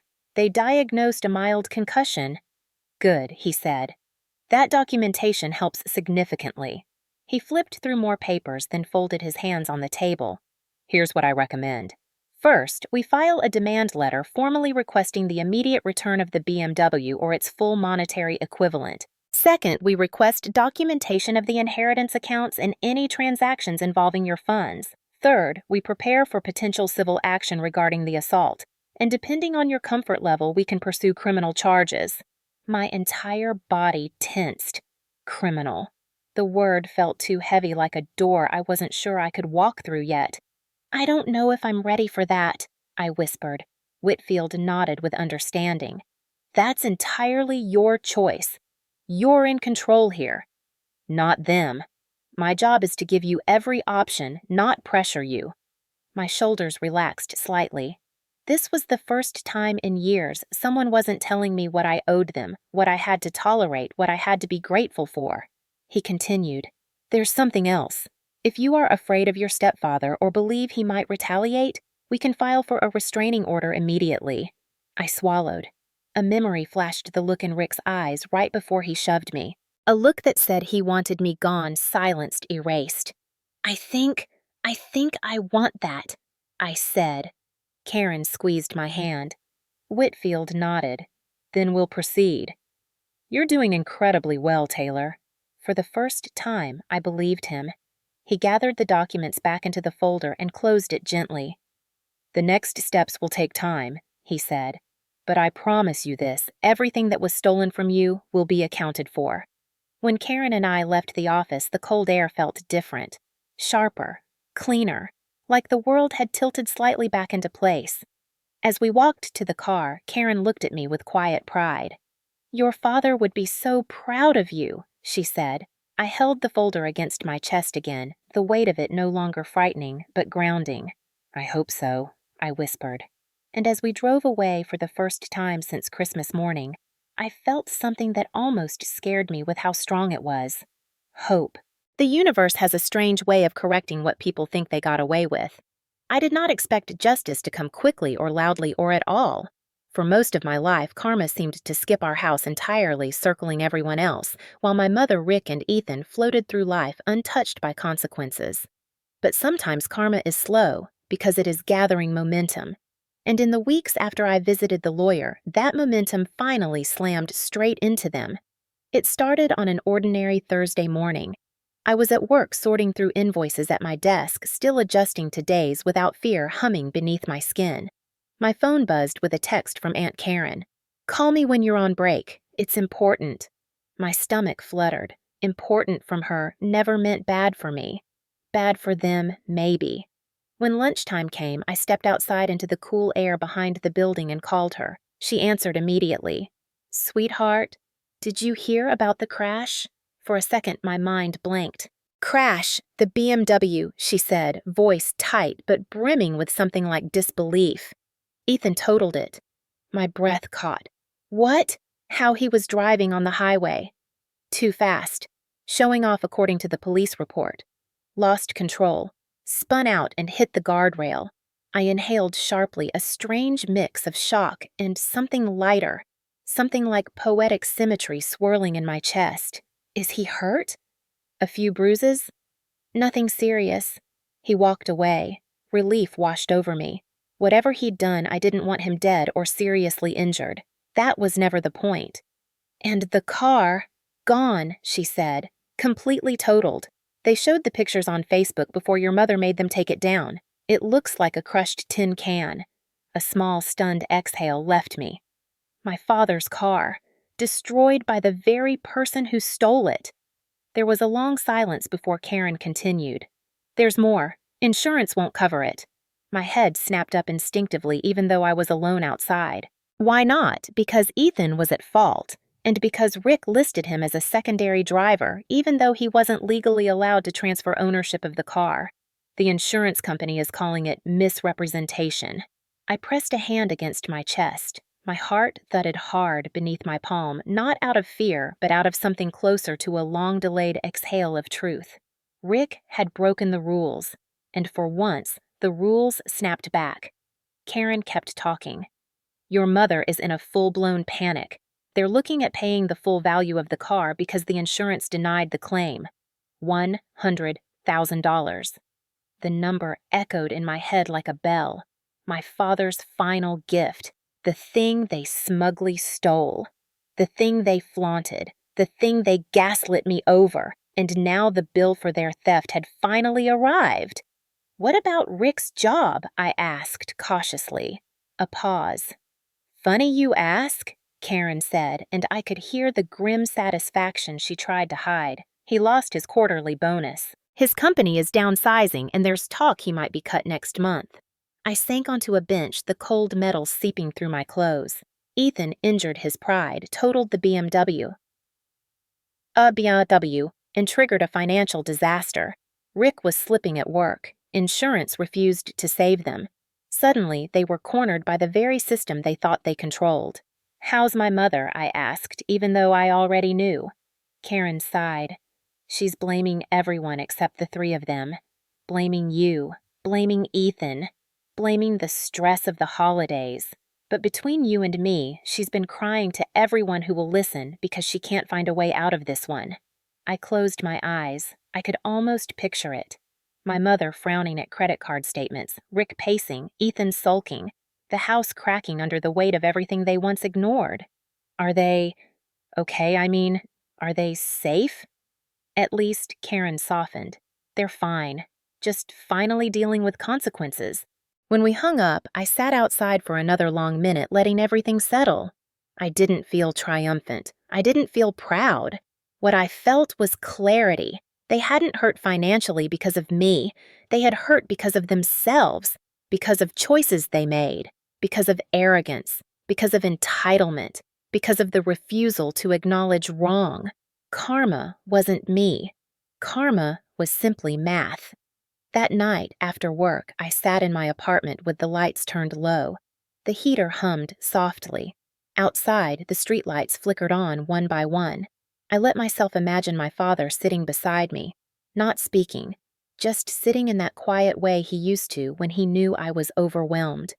"Dad," I whispered, "I'm trying to fix this. I'm trying to fix what they broke." The room felt warmer somehow, softer. And for the first time, instead of guilt, I felt something like permission. Days passed, then a week, then 2. And every few days, Karen updated me. "They're drowning in bills. The car situation is getting worse. Your mother had to postpone her spa trips indefinitely." Rick snapped at Ethan in front of the neighbors. "Ethan's been complaining nonstop about having to drive a beat-up rental. It never sounded like joy in her voice. It sounded like justice. It sounded like restoration. When my phone buzzed with a new email from Whitfield, my attorney, I opened it immediately. Attached were financial documents he had obtained regarding the inheritance accounts. Taylor, the email began, "It appears funds intended for you were indeed used without authorization. We have a strong case." My hands stilled on the keyboard. Strong case. Finally, I had something solid to stand on. The BMW was gone. My father's car had been destroyed. That pain would never fully fade. But justice wasn't about the car anymore. Justice was about truth coming to light. Justice was about stepping out of the shadows. Justice was about claiming what I should have had all along. I breathed deeply, letting the reality of it settle into my bones. Karma had begun its work. Now it was my turn. The meeting was scheduled for a Tuesday afternoon, the kind of cold gray day where the sky looked like a sheet of steel pressed tight over the town. I barely slept the night before. My mind kept replaying everything: my father's letter, the crash, the ringing in my ears from when Rick shoved me, the years of favoritism, the things stolen from me. But underneath the anxiety was something steadier, a spine I'd never felt before. Karen picked me up 30 minutes early, giving me space to breathe and settle before we walked into the law office together. She didn't try to fill the silence. She didn't try to hype me up. She just sat with me in the calm, holding the weight of the moment, so I didn't have to hold it alone. When we pulled into the small parking lot outside Whitfield and Associates, my pulse quickened. Rick's truck was already there. My mother's car, too. Ethan stood outside, leaning against the brick wall like he was bored, tapping at his phone with his usual self-satisfied smirk. Karen's jaw tightened, but she didn't say anything. I stepped out of the car. Ethan looked up. The smirk vanished. He stared as if I were someone he hadn't seen before, someone he didn't know how to handle. Not the quiet girl who let everything slide. Not the one he could mock. I walked past him without a word. The law office felt exactly as it had before: warm lights, the faint smell of paper, and old books, steady and reassuring. Whitfield welcomed us into the conference room where a stack of documents already rested neatly on the polished table. "Taylor," he said, nodding. "We're ready when you are." My stomach twisted as the door opened behind me. My mother walked in first, her lips tight, her eyes red-rimmed, but not from remorse. More like outrage. Rick followed, radiating hostility, his posture, stiff jaw clenched so tight the muscles bulged. Ethan came last, hands shoved in his pockets, avoiding my gaze. They chose seats across from me. The distance felt too small and too vast at the same time.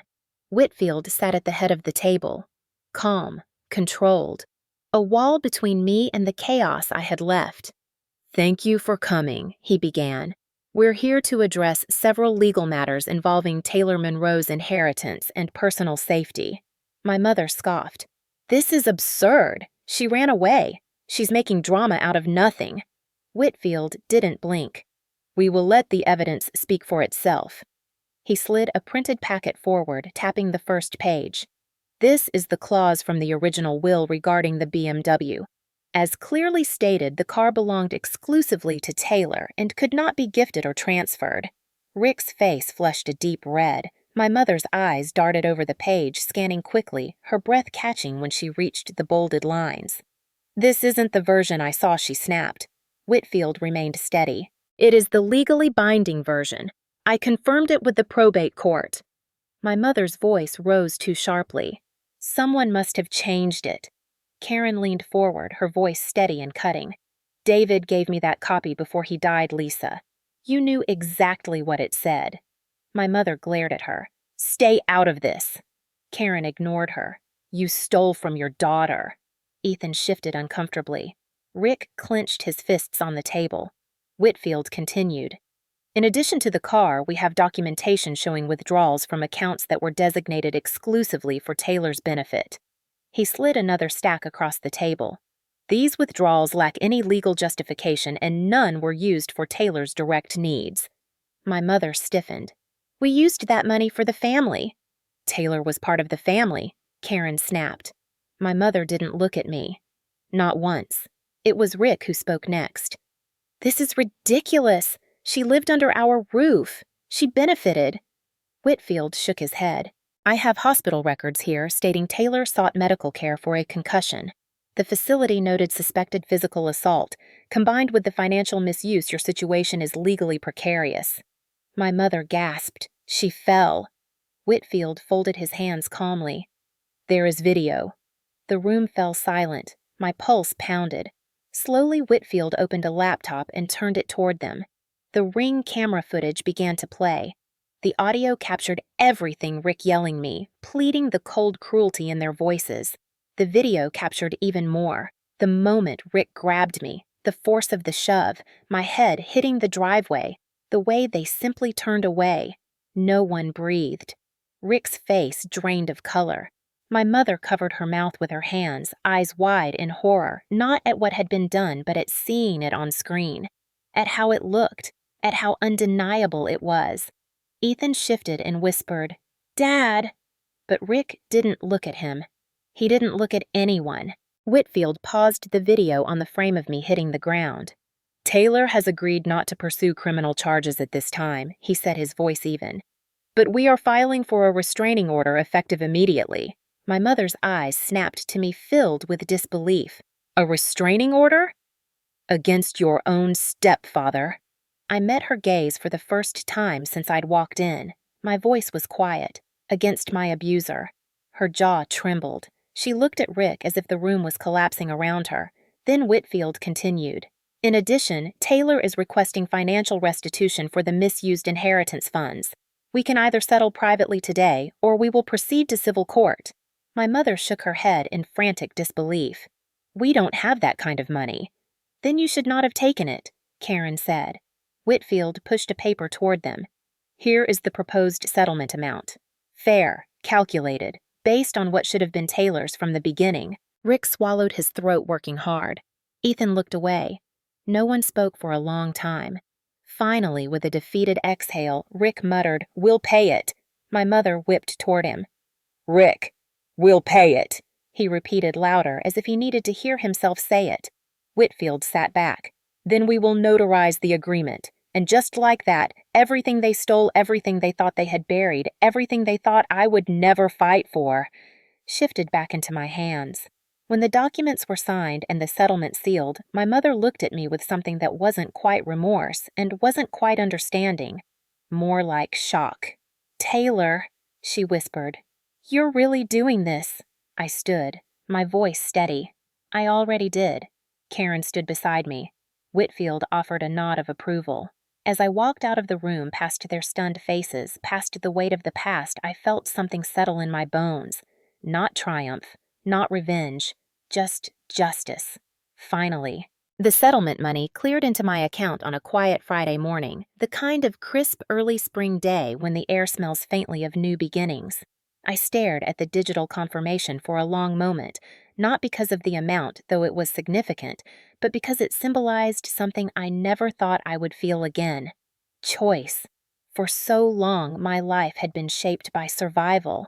I moved around other people's moods like unstable ground. I swallowed things that broke me. I let myself be small so others could feel big. But now I was here in my tiny apartment with morning light flooding across the wooden floor, holding proof that what was taken from me had finally been returned. Not the BMW, not the years, but my autonomy, my voice, the part of me that had been silenced for too long. I spent the morning sitting at the kitchen table sipping coffee from a chipped mug while watching the world outside my window. Kids waited for the school bus on the corner. A woman walked her dog past the hydrant. A neighbor carried groceries inside. Everything looked so normal, and for once I felt like I belonged to that normal world. When my phone buzzed, I expected Karen or Jenna. Instead, it was the dealership confirming my test drive. The car I had chosen was not flashy, not expensive, not meant to impress anyone. It was a modest, reliable SUV in deep blue, with enough space for a future I could finally imagine, a future where I could move, travel, build, exist on my own terms. I met Jenna at the dealership that afternoon. Her eyes lit up when she saw me. "This is the one," I nodded, smiling a little. "Yeah, this is the one." She hugged me, gentle and careful of my still sensitive head. We walked around the car together as the salesman talked specs, but I barely heard him. My fingers skimmed the cool metal, and for a moment I imagined my dad standing beside me, not talking, just watching the way he did when something mattered. When I signed the paperwork and the keys settled into my palm, a soft warmth spread through my chest. This was mine. Not because someone allowed it, not because someone gifted it to me conditionally, but because I earned it. I paid for it with healing courage and truth. When I drove the SUV off the lot, Jenna cheered beside me, and I laughed for the first time in what felt like months, a real laugh, not a brittle one. The road stretched ahead, open and bright. That night, after parking the new car outside my apartment, I sat inside the vehicle with the engine off, watching the soft glow of the dashboard. I reached into my bag and pulled out my father's letter. The paper was worn at the folds, the ink slightly faded, but the words had never felt clearer. "You're my heart, Taylor. Always." I traced the edge of the letter with my thumb. "Dad," I whispered, "you didn't leave me the car. You left me the strength to fight for myself." The truth of that made my throat tighten. I folded the letter and tucked it into the visor, a small piece of him that would ride with me wherever I went. Over the next few weeks, life didn't magically fix itself. Healing wasn't a straight line. Some days I woke up with lingering pain in my skull, the dull ache reminding me of the driveway. Some nights I startled awake from dreams of footsteps approaching my bedroom door, but I was moving forward. Jenna and I explored trails on weekends. Karen invited me over for dinner every Sunday. I bought new furniture slowly, piece by piece, shaping my apartment into something that felt like a home, not a hideout. The restraining order meant I no longer lived with the fear of Rick showing up. My mother sent messages through relatives, some apologetic, some passive-aggressive, some pleading. I didn't respond. I wasn't ready. Maybe someday I would allow a conversation. Maybe not. Healing didn't require reconciliation. Sometimes it required distance. "Ethan never contacted me, though." Whispers from neighbors through Karen suggested his life had taken a sharp turn. With no BMW to show off, no safety net, and Rick's work troubles mounting, he finally had to face adulthood. I didn't take pleasure in it. I didn't wish him misery. I wished him growth. But his journey was no longer connected to mine. One warm Saturday morning, months after the legal showdown, I drove to my father's favorite overlook at the state park. The sun was rising, painting the sky in deep oranges and soft purples. I sat on the hood of my SUV, the new one, and breathed in the cool air. I brought the letter with me. I opened it again, reading each line slowly. "I'm okay now," I whispered. "I'm really okay." A gentle breeze swept across the overlook, rustling the trees below. Maybe it was coincidence, maybe it was something else. But for the first time since I was 17, I felt him with me. Not in the car he left, not in the things that were stolen, but in the strength he taught me, the love he gave me, the courage stitched into every memory we shared. When I folded the letter and slipped it back into my pocket, something inside me settled finally and fully. I looked out over the valley sunlight spilling across the hills like a promise, and I felt a quiet certainty bloom in my chest. My father's legacy wasn't a BMW. It wasn't money. It wasn't any object that could be stolen or destroyed. His true legacy was me, my resilience, my worth, my freedom, and no one could ever take that again. If you stayed with me through this entire journey, I want to say something from the bottom of my heart before you go. Stories like mine are not rare. They happen behind closed doors in quiet hallways in homes where people pretend everything is fine. And sometimes the hardest part of surviving isn't the moment of impact, but the years spent believing you have to live small, stay silent, or accept mistreatment because you think you owe someone your obedience, your forgiveness, or your fear. If anything in my story touched something inside you, if a piece of it felt familiar, even in the smallest way, I want you to hear this clearly. You deserve safety. You deserve respect. You deserve a life where your voice matters. And if you have ever walked away from a person, a parent, a partner, or a home that made you feel less than who you are, you did not fail. You chose yourself. That choice takes more courage than most people will ever understand. Many of you watching are mothers, fathers, grandparents, people who have lived long enough to know real pain and real healing. If my story reminded you of someone you once loved, someone you tried to protect, or someone you could not save, I want to invite you to share your thoughts below. Not for the algorithm, not for engagement, but because your words might reach someone who is still living their version of this story and needs to know they are not invisible. If you believe every child deserves to be fought for, if you believe no daughter should ever have to choose between family and self-worth, if you believe that the truth, no matter how late, still matters, then leave a comment, even just a few words. Tell me what part of this story hit you hardest. Tell me what you would have done. Tell me what you wish someone had told you when you were the one struggling. Your voice might be the message someone else needs to finally walk away from their own Rick, or their own Lisa, or their own Ethan. And if you want to hear more stories like this, stories that peel back the layers of family betrayal, healing, and strength, then consider joining me here. You don't have to like or subscribe unless you want to. Just know that you are welcome and your experiences matter. Thank you for listening to mine.